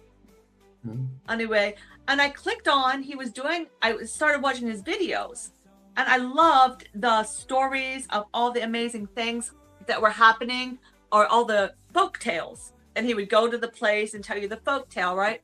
And I was in his live. Well, then one day he was talking about Mama Uganda over in Uganda. So I clicked over there, and that was when Mama Uganda's family was really struggling, and Mercy's empire was involved over there. And so then Mercy was there doing a live, so I kind of clicked into that live, and then next thing I know, I'm in Kenya, and I have become part of the Kenyan community, which led to the Uganda community, which then led to Nairobi. So I started in Africa. Can you believe it? Africa gave me my start. And then what happened was one morning, very early for me, it was 3 o'clock in the morning, but it was 8 a.m. in London. I happened to be getting ready to go to work, and I saw Savi's Hot Kitchen, and I clicked in there, and she's given all this advice about go live and how to do it and all of this. Well, I didn't have any information at that point. I was just still doing shaky videos of, a tree in the yard, and I never thought, I didn't have any idea. So she kind of worked me through, and so I kept going back, and then all of a sudden there was Fluffy Diva and Roxanne British, and then let me see that and that and that. And then they were saying, well, go over to Naveed's, and then when you go over to Pakistan, of course you get inundated with Pakistan and India, get all connected and interchanged, and then somehow all of a sudden I'm over at Goga's page, but by being with Savi's and hooking up with her, all of a sudden I'm in Jamaica too. Yep. So I am over on the continent, then I'm in, British Isles, then I'm in Jamaica, and then finally I come up 1 or 2 stops in the US. I think I only have 2 US subscribers. Then I jumped up to Canada and hung out there, and I was having the best time ever. I mean, I have learned so much, and I think if you're open to learning about like cultures and hearing the stories and just any place you're welcome or felt like there was open arms and a welcoming community, I have to say, I didn't grow up with, I know it's going to shock you. I know it's going to shock you, Goga, but I didn't know anybody from Kenya, Uganda, or Nairobi, or what is that other one? Nigeria, until YouTube. Can you believe it? Wow. Now, I did know some Jamaican people because in our state and the area I live in, they hired their teachers all from Jamaica. So I did know a little bit about Jamaica culture, but you guys, and you wherever you feel welcome, you stay. And then you say, well, if they're this welcoming, their friend has to be as welcoming. And then you go check their friend's channel out, and then you're laughing over there. And I'm telling you, what keeps me anywhere is laughter. If I can walk away and be uplifted and laughed and had a good time, or relaxed or followed or whatever, but usually it's laughter, then you want to go back. And then when you go to one and you see everybody, it's like, oh, everybody's here. Like I popped on Red's room yesterday or day before yesterday. Everybody was over there. I didn't know. Nobody told me they were having a party. I had to fix the drink before I went over, right? I mean, everybody was there. And so it's a feeling of going home almost like, hey, here we are, and that was where it kind of went around the borders. And that's where there has been a community has been built. And I think with how my channel went and where it went, Now, I did do a lot of Asia because that was where those nuts got pushed out. And I got my subscribers that came I in know. and said, hey, nice nuts. You know, you went over there and you learned, you know, if somebody from Pakistan or India comes in, they're going to like, it seems like they're spamming your chat. But Yes. that's culturally appropriate and what they do. You know, it's just like when, hey, Winstone, welcome. And I've got to say hey to my girl, hold on, Shazia. Shazli. She has been here the whole time for me. Shazli is over in the Middle East as well, and she has an amazing channel. But yeah, I have learned more about Hindu holidays and Islamic culture, and it's just as you travel these streets, if that's what, you know, that's just kind of me. I like collecting friends.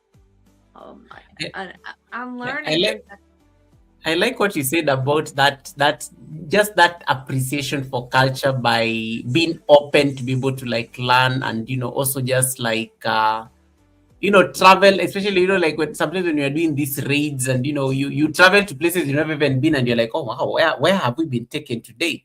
And boom, you realize, like, let's say you're in Canada and all of a sudden you're like, oh, I didn't know, I didn't have any Canadians in my community, but here I am building now that particular community, and I think it's a very beautiful thing. But you're also very big when it comes to the energy, and for you I think it's very important, and you say it's something that really I resonate with. When you go into a place and you are welcomed with a warm, with a warm with warmth, it feels like a warm hug getting into that particular place, you're likely to stay. And I love that. I love that because I think we live in a society where I think the kindness, I think, is almost becoming like a forgotten art. And we need to extend that onto YouTube. I don't know what is your take on this, because for me, I think I'm very big on respect. I'm very big on kindness, especially even on platforms like this, because we really never know people on places like YouTube. We really don't know, and until you came to the Sunday service, I never knew, like, I never even had your backstory, and I'm fascinated by just what you shared with us here. So talk to us about why it is important, and what are some of the values as Page, as Fabulous, you really like look for, even in terms of the places you support. I think when I go anywhere, I am always like, I think one thing, well, I have to collect my thoughts here. Take your time. Angeli, nice to see you.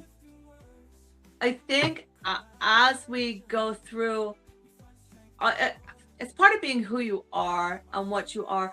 I enjoy company, and I enjoy people that are honest, upfront, know who they are, know what they're about, but aren't trying to get ahead by climbing over somebody else.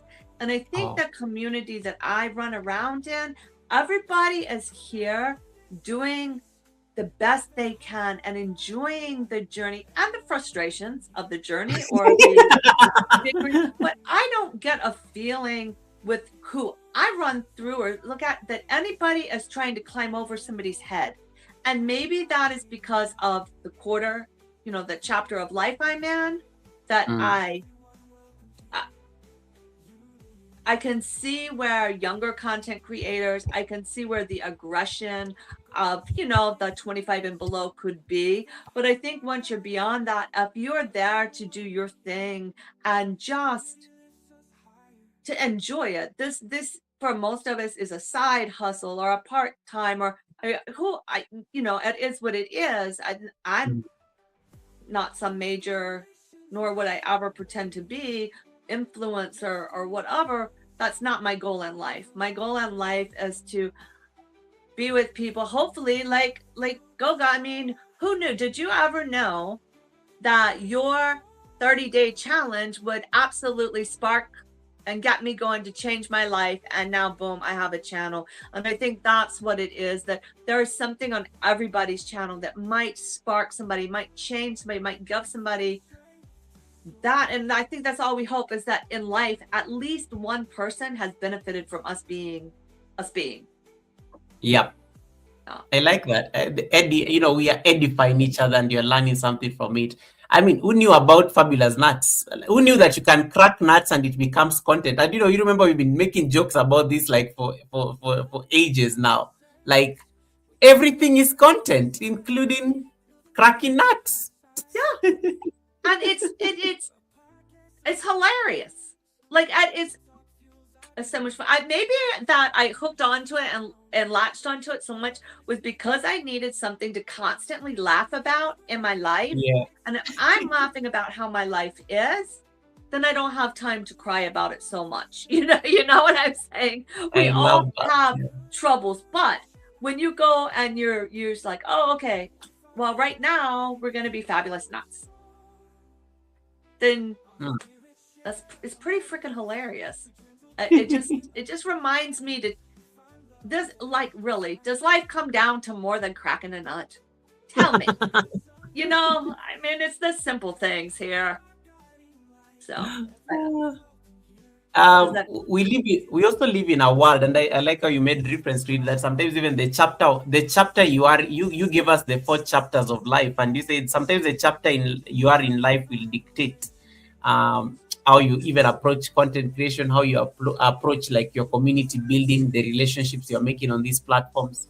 We also live in a world that is obsessed with speeds and hacks and shortcuts, as you talked about. Based on that experience you had with the I call it the curse of growing too fast, and then YouTube decides to do that thing.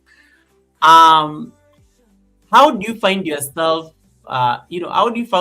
approaching content nowadays from a place of you're grounded and you're taking your time? Because I think there are people, we live in an era where people want the results fast and today. Right now, I'm just speaking to Anjali, my sister Anjali on the chat. I've not seen Anjali on YouTube for the last 5 months. And Anjali is on the road to like 1 million subscribers. I keep making fun of her with this number. She's on the road to 1 million subscribers because she's already at 300,000 subscribers. She has a silver button. But you see, life is happening for her. So life is happening, and that's something that you can never really control. But how do you approach content now from a place of giving yourself permission to take your time, giving yourself permission to not rush your process, giving yourself your time to not give yourself so much pressure? Because I like what you say, that you had 11,000 moderators, and I'm just like, oh my God. How do you come from a place of giving yourself permission just to make sure that you're taking your time? I think you have to remember that because I'll get into it, and I got hyped up. Like when I first started YouTube and was chasing those watch hours at first, and every second trying to do something. Then I found out, if you're live, you get watch hours. And, then I was like, how are people balancing this? And I think it really comes with time and knowing. I look at my one content creator that I followed for 8-10 years now. I don't know how long I've been following this one person, and say, what keeps me going back? Even if she isn't around, as soon as she uploads a video, I want to go see it because it's funny. And I think that's the communities we have to try to create, that understand, hey, if I disappear, check in on me, but it's because life has happened. And honestly, what happens behind the scenes, nobody wants to know. It, I mean, you might want to know just because I like to hear your sad story because it makes my life feel better.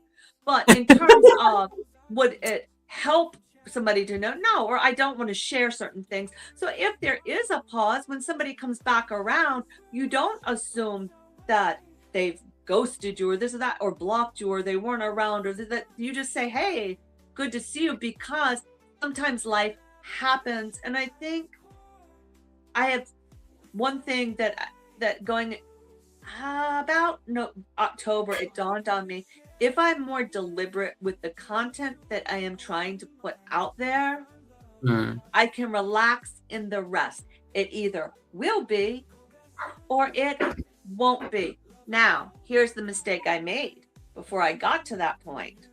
You want to hear another one of my good mistakes? Yeah. Oh, I've done them all. I love Amazon. I'm an Amazon queen. I mean, I shop Amazon. I shop Amazon so much that if I don't get a package at least once a week, they're sending me an email to be sure I'm okay. I shop Amazon. So I went on to Amazon saying, oh, I could be a partner. And I turned that on. I didn't read the fine print. I didn't do anything. I clicked, yeah, I'm redoing my house. Let me post everything. Let me pick up a couple pennies. Well, I let it sit. Do you know you have a certain amount of days that you have to have people go over and buy something off of your Amazon shop or it gets shut down? Wow. Yeah. So because my partnership didn't do anything, they're like, well, why are you doing, what are you doing here? So I wasn't ready. It wasn't the time to do it. I sped up. I rushed the process again to get something. And now, did I just close a door that I can't open again? Well, yeah, on this channel, it's obviously been closed. So those kind of moves when I make them, and then I sit back and going, oh, how could I have done that? Well, because I'm impatient, because I thought, I want a new car next year. Hey, I want whatever. And I got ahead of myself. So I think that's, yeah, when it comes to Amazon, since you've got to go slow because they give you, I think it's, I don't know, 6 months or whatever, in order to start generating on their platform. And I turned it on too soon. And now I've had to say, well, I'm going to have, it is what it is. It will be what it will be. And that's the beauty of my other channel. I kind of like using my nut cracking is my mistake channel still. And then on the other channel, I can say, if it comes to a place where I have people saying, oh, where did you get that? Hey, how do you do that? Maybe. Okay, yeah. So be sure when Stone just signed up for the affiliate program, make sure you list your products. Make sure you put them on your things. I was cracking nuts. Why would I do that on that channel? I mean, it didn't make any sense if you think about it. Okay, so here's my nutcracker, and here's some nuts. What else are you going to buy? And Winston is agreeing that he's actually the same way when it comes to Amazon. So I guess he's also one of the people who has to get a package every week, and Amazon has to check on them. Sharon is laughing. I know Sharon is laughing like crazy there on the chat because it's like, Fabulous, why are you calling? Fabulous, just address me directly. You don't need to like speak. Just address me directly, Fabulous. I know you're talking about me. Yeah, just kidding, Sharon. Yeah, so Sharon is laughing there on the chat. Classic, why are you laughing? Why are you laughing? Classic, you also seem to be. Why are you guys? You guys seem to be affected with this Amazon thing. Yeah, but guess what? Oh, and on Amazon, Winstone, it doesn't count if your husband goes in on his account and buys something from your account. It's coming from the same IPA. So yeah, know that. You got to get your mama in another state to buy something. And then, so Sharon says, reminds me I have to put mine up so that someone can buy something from it. And then Winston says, yes, you have 6 months to buy something. Winston says, my house is like a distribution center. Yeah. Fabulous. It was too soon. Is your house also a distribution center? Oh, mine is. I get boxes every day. They have the best stuff because you can buy. Like I said, I'm in the middle of a farm. I'm in just coastal farm area. There's no stores here. I have to drive an hour and a half to get to anything. So yeah, Amazon's like my best friend. Matter of fact. Every once in a while, though, my husband will change that password to slow me down. Speaking of husbands and food, wait. Before I move on, it appears you've triggered a very important conversation on this Amazon thing. Yep. So I thought it was 3 months. So Sharon is not very sure. So someone just confirm. And then David says you have 6 months to get someone to buy something. I think it's 6. Okay. Because Yeah, I signed up a long time ago, and they just sent me a letter or email saying, "Hey, you got 90 days, girl. Get your act going." I'm like, "Oh, all right. I'm Right. gonna post a nutcracker." I mean, I don't know. I'm not ready for it. I wasn't ready for it. I jumped the gun. Then Mr. says, I'm using chat to create my own Amazon storefront. Yeah. Yeah, David. I know David has. An Amazon thing also going on, and Yeah. David is asking you a question that I'm sure you could not really avoid. We are getting the okra question. Thank you so much, Barry. Barry is saying that he has to go, but it was great being here. Thank you so much, Barry. We appreciate it. Thank I know you, Barry. Barry. I'll see you tomorrow walking. Yeah.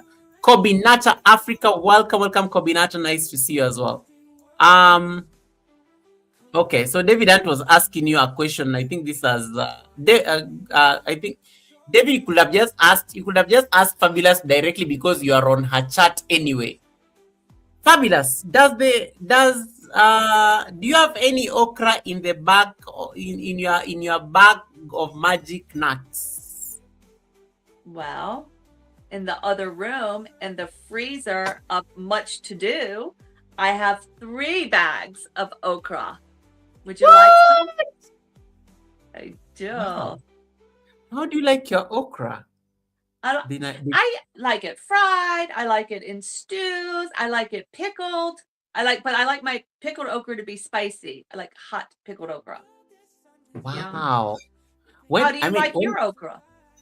I love my okra. I love it in a stew. I love it in the stew form, like with that slimy. Like I love it in a stew. It makes it looks very. It's fiber. It's really heavy fiber, and I love visualizing it.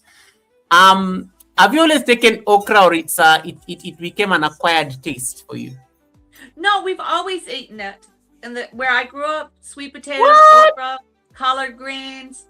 Yeah, I'm in the southern United States. Tomatoes, those are all part of our diets. Most of our foods in this area came from Africa. So yeah. I love it, Fabulous. You finished the. I think you finished David on this one. He's given up. He says, Goga, that's just not 3 bags of okra. I am signing off. Thank you, David. But make sure you're connected there and drop us make sure you don't go with that thumbs up of ours. I've won the okra war at the first Sunday service of the year. At the first Sunday service of the year, the co-host did not disappoint. The co-host actually agreed that okra is the cure.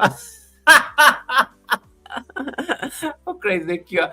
Anyway, good talk. I like that because we always have to ask the okra question on behalf of David, so that so that at least we make sure that at least there is no confusion, David. There's a position that has been taken when it comes to okra. Fabulous, just getting towards the tail end. Looking back at what especially you've done, and the learnings and the lessons that have come from the ASMR channel. What did because I think allowing the channel to also evolve into a place of sound and ASMR, it was also like it's really like betting on yourself, especially as a content creator. What did that experience teach you about yourself, especially as Fabulous, especially as a creator who is trying to discover these things post 2023, coming into technology, learning how to streams? How does this work? It means getting things like microphones, and I think I saw you have quite a number of them. Clearly, I can see the Amazon is working. What did that process really teach you about yourself, and what did you really discover about yourself as a creator? Well, I don't have to always cry over technology. That was the first one. Mm-hmm. That if I keep trying it, eventually I will get it. And I think one of the other things, especially with YouTube, that there are so many people that are in the exact same position. We do what we know, we stick with what we first get, and then we kind of stay there. But I think that I really like the fact that YouTube as a platform is allowing me to grow as I can. Like there's not, yeah, every once in a while they'll send you some stuff to try to push you, but you can take the steps when you're ready. And I'm really kind of like, the first time I got my computer to do a live, because I've never done I went like tested it out. Well, I did a huge happy dance. I think that's over on my other channel because I've never done it. So I think with all of the technology and all that, there are things that can be celebrated that even though, okay, so that's that thought. Now I'm starting a new thought. Okay. Then I think that no matter what you title your page or how your page is, within what you want to do, there's creative ways to do it. That we are only limited by like one thing, and there's nothing wrong to say, I like doing this. Let me give this, 3 months, 6 months, and then see what it does. I think now I can definitely slow down and say, I'm going to try this for 6 months. It will either do something or my numbers and all won't change. And then, who knows? Maybe I'll start hopscotching next and try that for 6 months or try something. But we have the ability to slow it down. And one thing I've learned about YouTube, even though I took the shortcut that didn't work, I have to slow down. If you change stuff too fast on your page, like if you go start deleting like shorts, you know how they make the shorts, but all of them I might not want. If you delete them all, it like throws you into a weird thing. If you go through your subscribers list and just alter it, but alter it too much, all of a sudden YouTube doesn't like that. It's a very fragile ecosystem that when we're changing and all, we kind of have to put it in place and go slowly with it, or else we can flop it over to the side. So that's one thing that I've definitely learned, and I think that's important for me as a person as well. Things don't have to happen immediately. Slow is okay, and truthfully, it's more sustainable. So that I love what that. I was thinking. My thoughts on that. But I have learned. I think I went in and changed a couple of titles or thumbnails. I was altering some old things, and then I remembered, I better not do too much because YouTube just doesn't like it, So it's a platform.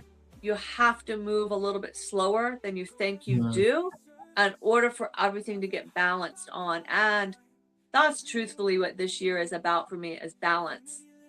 I love it. I'm going to come next year with a balance on my head. Yeah. Balance. I was asking people last year at the end of the last year, in the last Sunday service we had, David Ant was the final guest last year.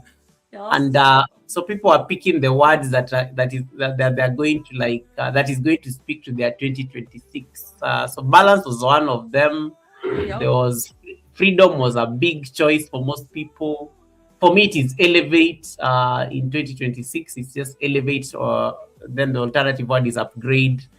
There's some, I think somebody said contribution, somebody said community, somebody said collaboration. I liked that one. Somebody said ease. I want just to exercise an easy like environment for content creation. Somebody said no drama. There were so many like options. And sometimes like based on your experience, and especially the way you came into content creation and discovery, there's somebody who is watching us right now, and maybe they are new to this entire content creation thing because somebody just shared out the live streams. But if there's somebody who's watching right now and they feel that it may be too late to, it may be, I am not ready, this needs like me to have a skill or something like that, what is that one thing you'll tell them? It's almost like anything in life. You're never really ready until you take the first step and go, or you fall out the door and it happens. So you just got to kind of make it, just say, okay, what what's the worst that can happen? Nobody will look at something. Or what's the worst that could happen? Somebody might say something mean. I really, honestly, I mean, it's hard to believe, but the mean comments, my children were so worried because of their age bracket, their chapter of life. They're like, Mom, people are brutal online. You don't want to go do it. And that did make me hesitate. But then I'm like, what really could people say? Oh, you're old. Oh, what?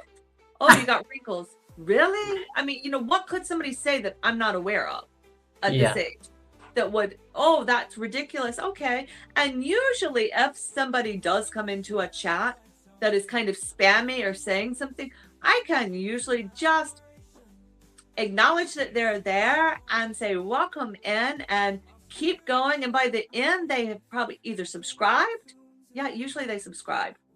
Matter of fact, on my channel, I was reading and somebody came in last week and said, what is this poop? Or what is this poop? And I said, hey, welcome in. We're doing soft reading, whatever, however I did it. So stick around. Do you know he withdrew his message and subscribed by the end of the reading? I mean, so you can handle it.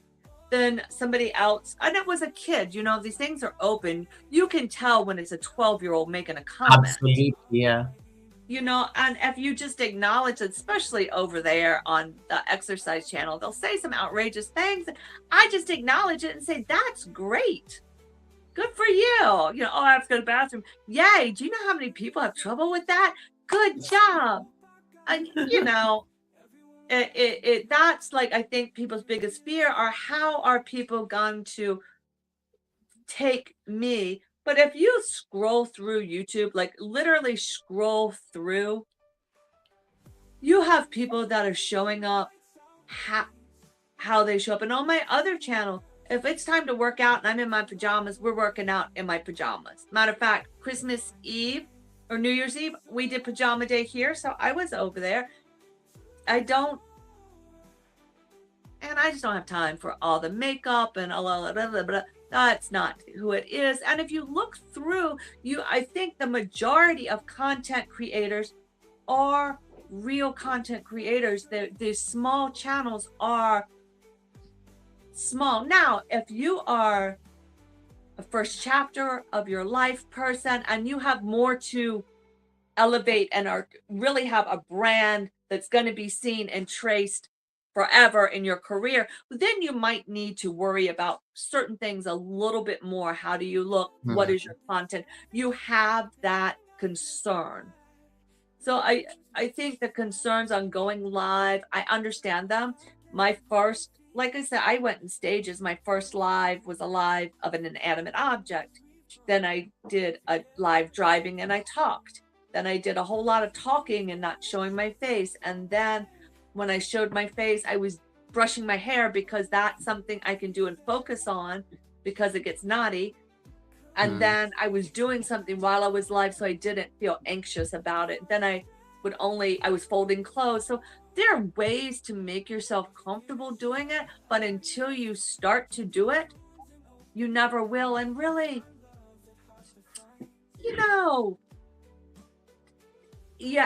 as much as we think we know each other, nobody has brought me dinner yet or come over and clean my house. So how much do we really know each other? We have the ability, we think it's more personal and we take it personal because it's something we care about.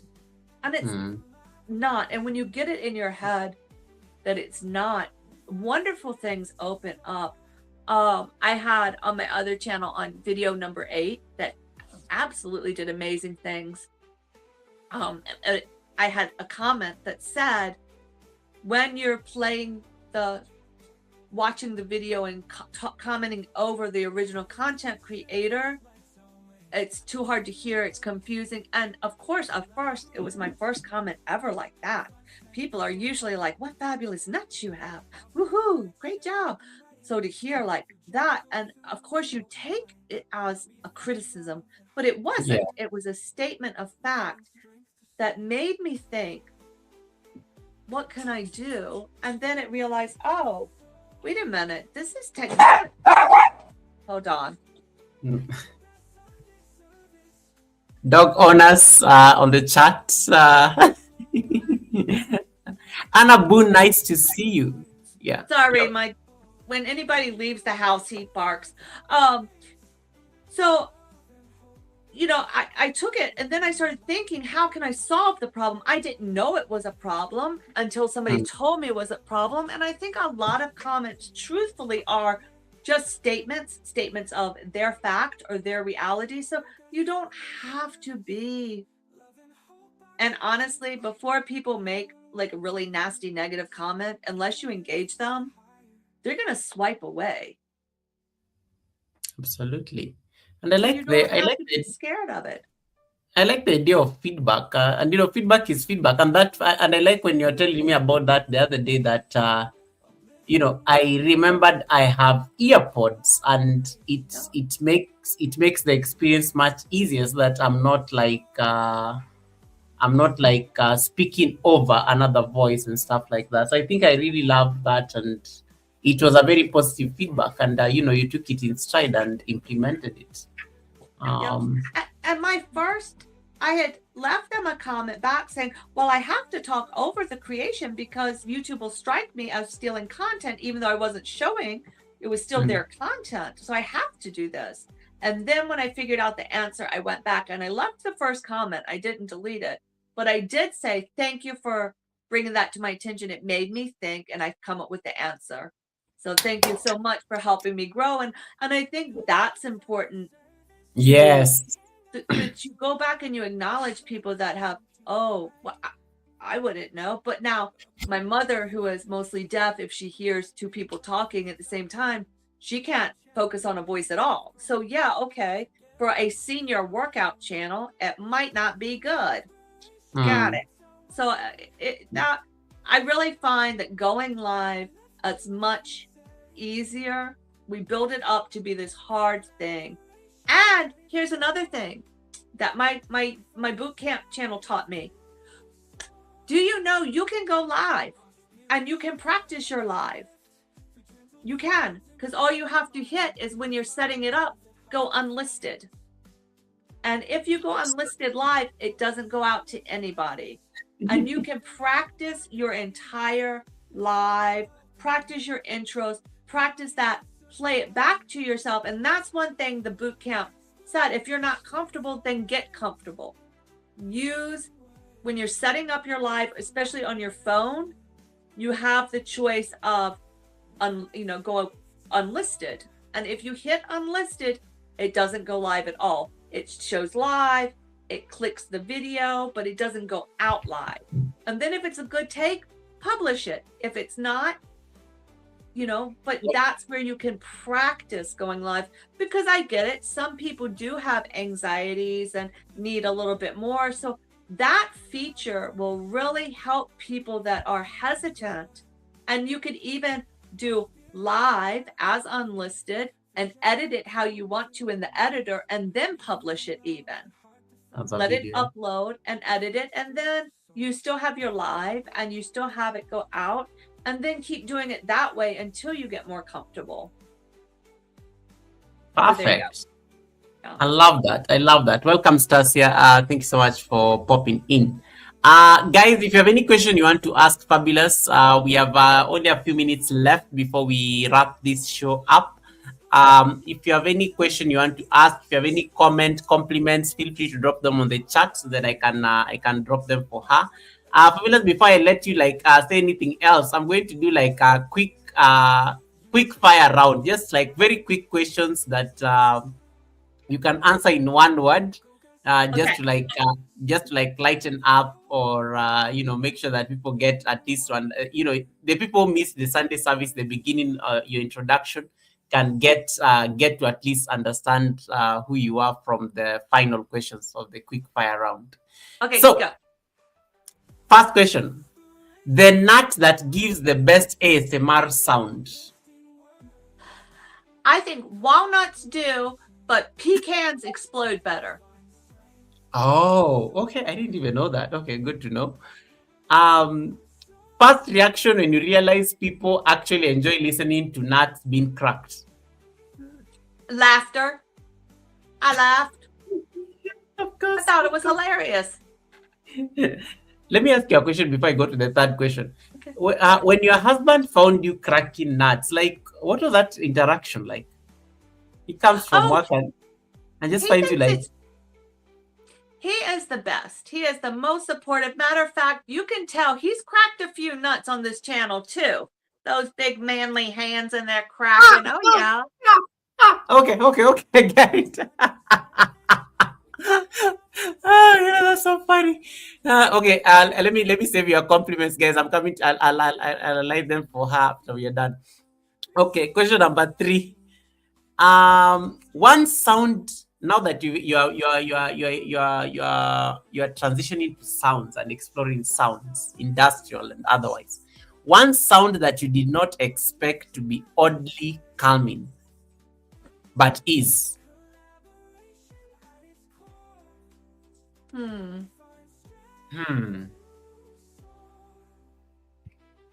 I don't know. Can I tell you the sound I can't stand? Okay, carry on. I find most sounds very calming. Like anything, like a bubble sound, different fan sounds I like. My son had really bad stomach issues until he was 3 years old, really bad. And his sound was the vacuum cleaner. We had the cleanest house ever. So we ran the vacuum cleaner. That was one. But I cannot stand the sound of a oven fan, like over the or like this dog with the high-pitched barking. Certain animal sounds will bother me. I don't like the sound. Certain animal sounds I don't like. Okay, all right. Most surprising thing you've learned about yourself since you joined YouTube?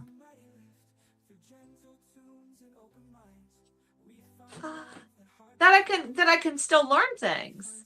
I mean, Nice. I think we get in a rut and we're like, oh, well, I can't learn it. So yeah, that's been really surprising that I can still learn things. Okay. Yeah. Number 5, on live streams.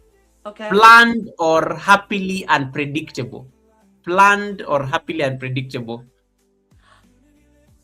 Happily unpredictable. But okay. I think that's for my pop-ups, but my other ones, the planned, I'm learning, is a very, very, very, very good thing. People come back for plans because it is predictable. So yeah, that's where you're seeing the growth.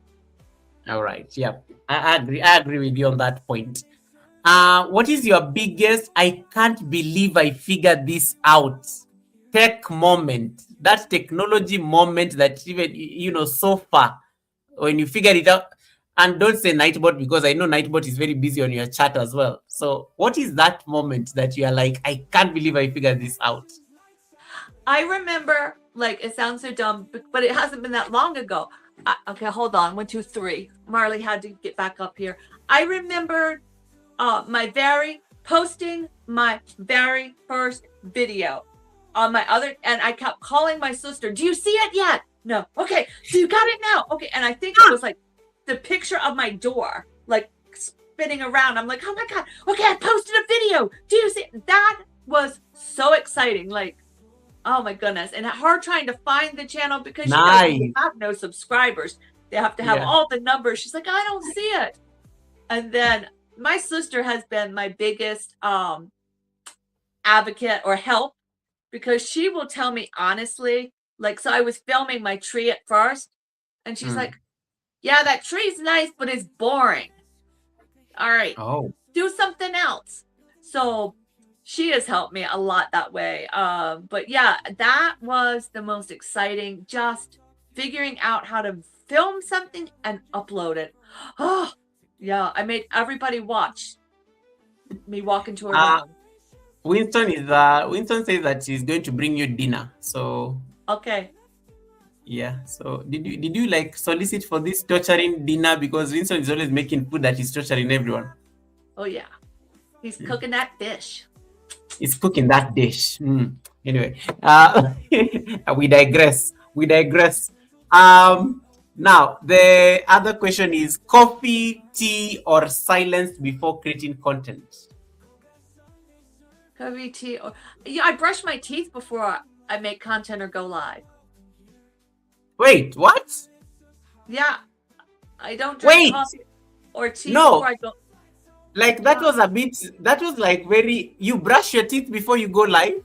Yeah, every time before I make content. I don't know. I think it's like, oh, I'm going to talk to people, so I brush my teeth. Like nobody else brushes their teeth. I do. Like every time before I go, you don't brush your teeth before you No, come to like, my house. You better no, brush like, your teeth. I already brush my teeth in the morning and in the evening before I go to sleep. You Yeah. brush your teeth before you go live? Yeah, absolutely. And before I make a video, I always brush my teeth. Simone does too. Okay, that Simone does. Yeah, I brush my teeth. Fabulous, you do know we cannot, like, we will not know whether it's like, okay. It's true. Me and Simone. That's why we're twins. Simone, come on. Raise your hand. So who else brushed their teeth? You brush your teeth before you go live or create a video? Yeah, both. Yep. Okay, the only weird thing I do before I go live, which I think even the people around me always say it's a bit extra, is I put on cologne. Like okay. I'm going to, yeah, like I need to smell. But always I think when I realize that it's something that I do out of like a habit, I had to start convincing them. No, I just like smelling nice. I like smelling myself when I'm on a live stream. Like I like feeling nice and. I spread and they kept on saying, you do realize that they cannot smell you, and I'm like, no, they have to know that I'm wearing a designer fragrance and stuff. I'm like, they cannot smell you. So there you go. So that's the same way I'm like thinking, you guys brush your teeth before content. I am like impressed. But well, anyway, you know what it is though? I'm at home. So if I were to leave the house from being at home, I would brush my teeth before I went out. Because I'm not out working. When I was working outside of the house, I brush my teeth in the morning, leave the house, do my stuff, come home. But if I'm going like out, I'll brush my teeth before I leave the house. So I guess that's why, because I'm at home. So before I brush my teeth. Even Classic brushes her teeth before she goes live. Okay, I did not know this is a whole thing. Like, okay, Simone fine. does too. Yeah, so there are three people. Okay, so it means this is a unique thing. I've never had. It's the first time I've had this. Why do you not guys make content around this? This is good content. You need to like collaborate on this content. We'll all brush our teeth together. Yeah, before you go live. I mean, I'm not flossing and all of that. I'm just brushing my teeth. Okay. Just a good kind of like washing your hands when you come in the house. Simone says, I do because I smile a lot. Okay. Yeah. I did. I'm to be honest, to be fair, you have this one, but I do have I have my I will pick up these questions during the receipt segment on Wednesday. If your channel had a warning label, Fabulous, what would it say? Morning. If your channel had a warning label, like if somebody comes there and there's a warning you want to put there, what would it say? I think I can almost guess what you're going to say. What? Nut busting in progress. I need that to something to do with nuts there. Yeah. Okay. Happy New Year, Elsie Night. Oh my goodness, you looked amazing with those kids yesterday. Happy New Year, Elsie. Happy New Year, Elsie. All right. Second last question. One thing, just that one thing your pre-2023 self, the Fabulous in 2023, the page in 2023 who had not handled a smartphone, will never believe you are doing now. If that page was to meet you today, they will not believe it. Oh, YouTube. Just in general, YouTube. I didn't do any social media. So yeah, YouTube. My kids think it's hilarious. Not only did I not do social media, when my children were growing up, they didn't get a phone until they were 13. And at 7 o'clock at night, we took their phones away until they were 16 years old. Plus, they weren't allowed computer time, only one computer in the house in the main room, and we looked over their shoulders. So yeah, I mean, I had that evil technology. So yeah, it's pretty crazy that my friends say it's so ironic that here it is. I'm doing all this stuff. Now I'm sure even your son and your daughter are just like, like, look at mom, look at all these things she's doing. Like, look at this, look at this. It must be like hilarious for them. Last question. If ASMR had a personality, how would you describe yours in 3 words? Okay, well, it's changing. So we're going to do calm, centering, and relaxing. That's where it's going. Yeah. Calm, centering, and relaxing. I love those words.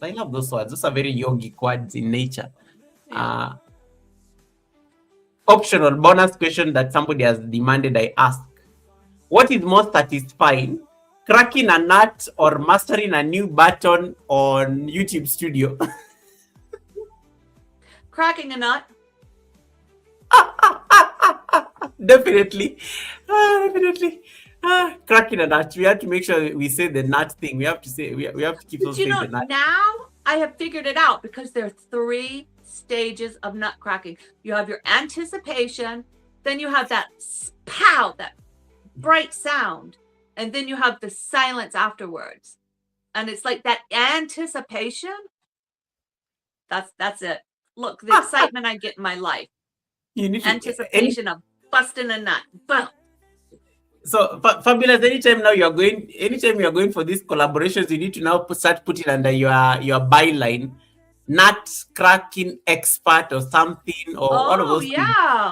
You know, because now you're an authority when it comes to cracking nuts. You've been in this business for a minute, and you have the receipts. Can you believe it? I am the only fabulous nuts ASMR on the internet. Only one. Talk about firsts. About firsts. That is history right there. Look at you creating history. I mean, I'll raise my cup for that. All right, let's raise our cup. Yep. All right. You got some very nice compliments on the chat. I just wanted to so that I can highlight them. Simone TV says, yeah. David, what was David's question? Simone says, ask David's question. Oh, David, the okra question. We already asked the okra question. Fabulous gave a very nice answer. David decided to close the shop. Yeah, he came over to my channel and said, hey. And then Kevnish, she has some amazing, I want to learn to pour the resin. That is. Oh, yeah. That's a collaboration right there. Yeah. Winston said something here that I think was just based on what you're saying. Trolls usually don't know what to do when you don't acknowledge them. Oh, yeah. Yeah. Oh, yeah.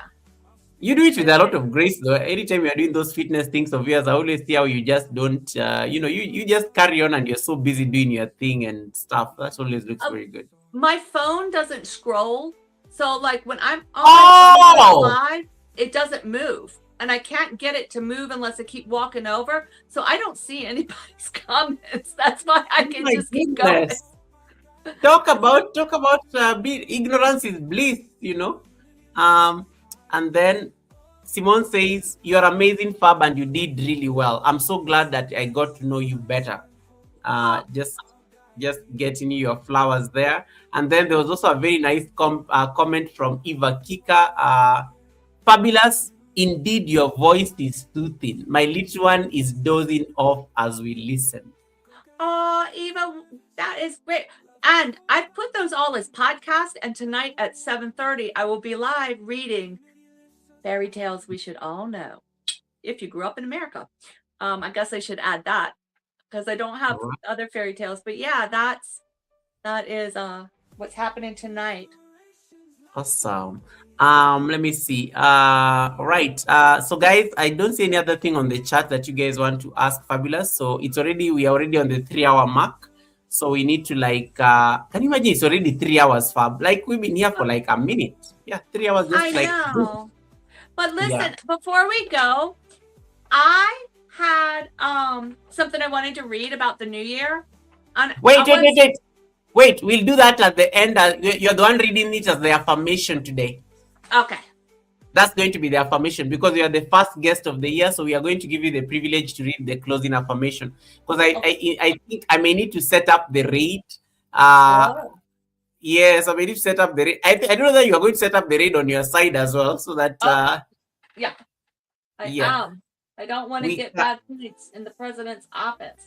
Yeah, we can set up the raid and then maybe now you do your closing. We put you on a story layout so that you can do your closing remarks. And then now, once you do that, and then you will give you a chance to read the affirmation, and then we will end. We'll end the live streams together. So today I will not hang out to like have any chit chat. So I think we'll set up the raid. I'm going to see where. Let me see where I can raid you. Are we going the same place? We can go the same place. I know we can go the same place so that it's a double raid for that person, right? All right. Unfiltered Can Maria. I suggest something? Yes, please. Today is Unfiltered Maria's birthday, and she's live. Yes, it is. Actually, that's what I wanted. We can set the raid to her birthday. Okay, perfect. Yeah. Got it. Let me do that. Let me do that as well. So we can set the raid to Maria's birthday because I told her that I'm not going to be able to come up on the panel until I'm done with the Sunday service. So we might as well go and continue the conversation there. Exactly. Yeah, we can go jump on the panel together and just like say we came here to wish you happy birthday, and then can any of my mods post for me the raid command on both Fabulous and my live stream so we can say Fabulous and Goga birthday. No, that sounds like Fabulous and Goga raid. Sunday service raid. Happy birthday. I want something like happy birthday as well. Yeah. Sunday, yeah. So Sunday service. Happy birthday. If we just put birthday raid, she'll know where we're coming from. Okay. Yeah. I don't know. Let me feed it to any of the mods. Did you get the raid command? Hey, Study, welcome, Study. Nice to see you. Study Bumper is in the building. Hey, Sadie. So, okay, whatever command comes first, that's the one I will use. That we are going to drop there on that birthday. So, okay. But we are going to, yeah. So, so make sure let's make it pop. Let's make it festive. We are going to surprise that chat. I see they are still live. I've just gone to confirm, so we are not going to crash. So, Fabulous, you've already set up on your side. Yes. Oh wow, that was fast. Look at you being like I'm still busy just yapping here. I went to peep first so that I don't go and like crash the flight, my first flight in the year 2026. So customization, redirect, search videos from other channels. I like saying it loud so that people don't know how to read can have a hunch what I'm talking about. So Unfiltered Maria, she's there. Select. Save. All right. Simone says, Goga, remember our show Saturday. Oh yeah, I'm being interviewed by Simone. My first interview in 2026. I'm being interviewed by Simone on Saturday next week. Okay, got it. Thank you for that reminder. I'll make a noise about it at the academy on Wednesday. But yes, Simone is going to be speaking to me on Saturday. Is it like it must be the 17th. It should be the 17th of this month. The 17th. All right. Let me see whether I have gotten the guys. I want a colorful thing for the raid. I'm not seeing it. I'm not seeing something colorful on the chat. Fabulous loves orange. I love purple. So we have to make sure we make it happen. So I'm just going to like do mine. So Sunday Orange. Let me get the orange thingy and the purple. Thank You you. want to hear something funny? If Yes, you write please. Nut Raid and you're not a member of the channel, you get blocked. Wait, no, we should put nuts. I've gotten a nut on the command. I've gotten a nut on the command, so I'm going to put a nut. That's what you're going to copy paste, guys. I got a nut there that we can put. So Sunday service raid, as Fabulous has said. Goga. Oh, Fab. That's what I like.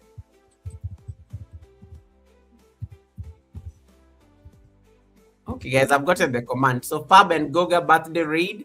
I've pasted it on my chat. I'm going to paste it over at Fabulous as well. Perfect. I don't see Maria on the panel, so I have to wait for Maria to come back so that we don't go and crash there. So Fab and Goga birthday raid. I've dropped that guys. Copy paste. There's a nut thing you will find there on the chat. Copy paste that nut thing. Copy paste that nut thing. Copy paste that command. Now do me a favor. I want you guys to click on the link that is pinned on top of my chat. In case you have not yet connected to Fabulous, I want you to jump over to Fabulous live stream right now. I want you guys to jump over to Fabulous live stream right now. Jump over there real quick. Jump over there and confirm that you have the command. Paste it there so that you confirm that you've connected, confirm that you've given Fabulous a thumbs up. Click on the link. Click on the link that is on top of my chat. It will take you over to Fabulous live stream. Just use that link to confirm that you are connected and you've given her a thumbs up. Okay, and then that is what you from there we are going to go on the raid, because we are going to end these live streams at the same time. We are leaving at the same time. Sandy Shimas, welcome Sandy Shimas, nice to see you. Thanks so much for popping in. Welcome. Thank you so much for popping in. Right. All right, so any burning question before we close this? Any burning question? I love the command by Simone. That looks so good. Yeah. Oh, that looks so nice. Let me go copy that one over at Simone's. Guys, you can copy that one. Fabulous, can you pin Simone's command on your chat? I love it. Fab and Goga, I love that command. It's so good. Let me copy paste that one as well and paste it on my chat. Hold on. Pen. There we go. Make sure you copy those things. It's good. I love those ones. Guys, the brand is very important. Fabulous brings in the nuts. I bring in my purple hats, and it becomes a whole event. So in case you have not yet connected to Fabulous, the link is on top of my chat. Click on it. Let it throw you over to her site so that you make sure that you are connected. Thanks so much, Tamika. I really appreciate you as well, sis. Thank you. All right. So Fabulous, one last assignment you have. Okay. So we are going to put. Right. Not yet. We are going to put you on solo layout so that you can do your final thoughts, just to wrap up the conversation based on the title of this live stream. And then once you are done with that, we are going to allow you to do your reading. Okay. And then we are going to take the flight. So as soon as you're done with your final thoughts and closer, I'm going to put the affirmation so that you can read for us the New Year thing affirmation, and then we can leave. All right. So, all right. Let your brand evolve to what it needs to be. Identity, intuition, and meaningful impact. What a beautiful statement. I think, don't be afraid. Where you start doesn't have to be where we end this journey.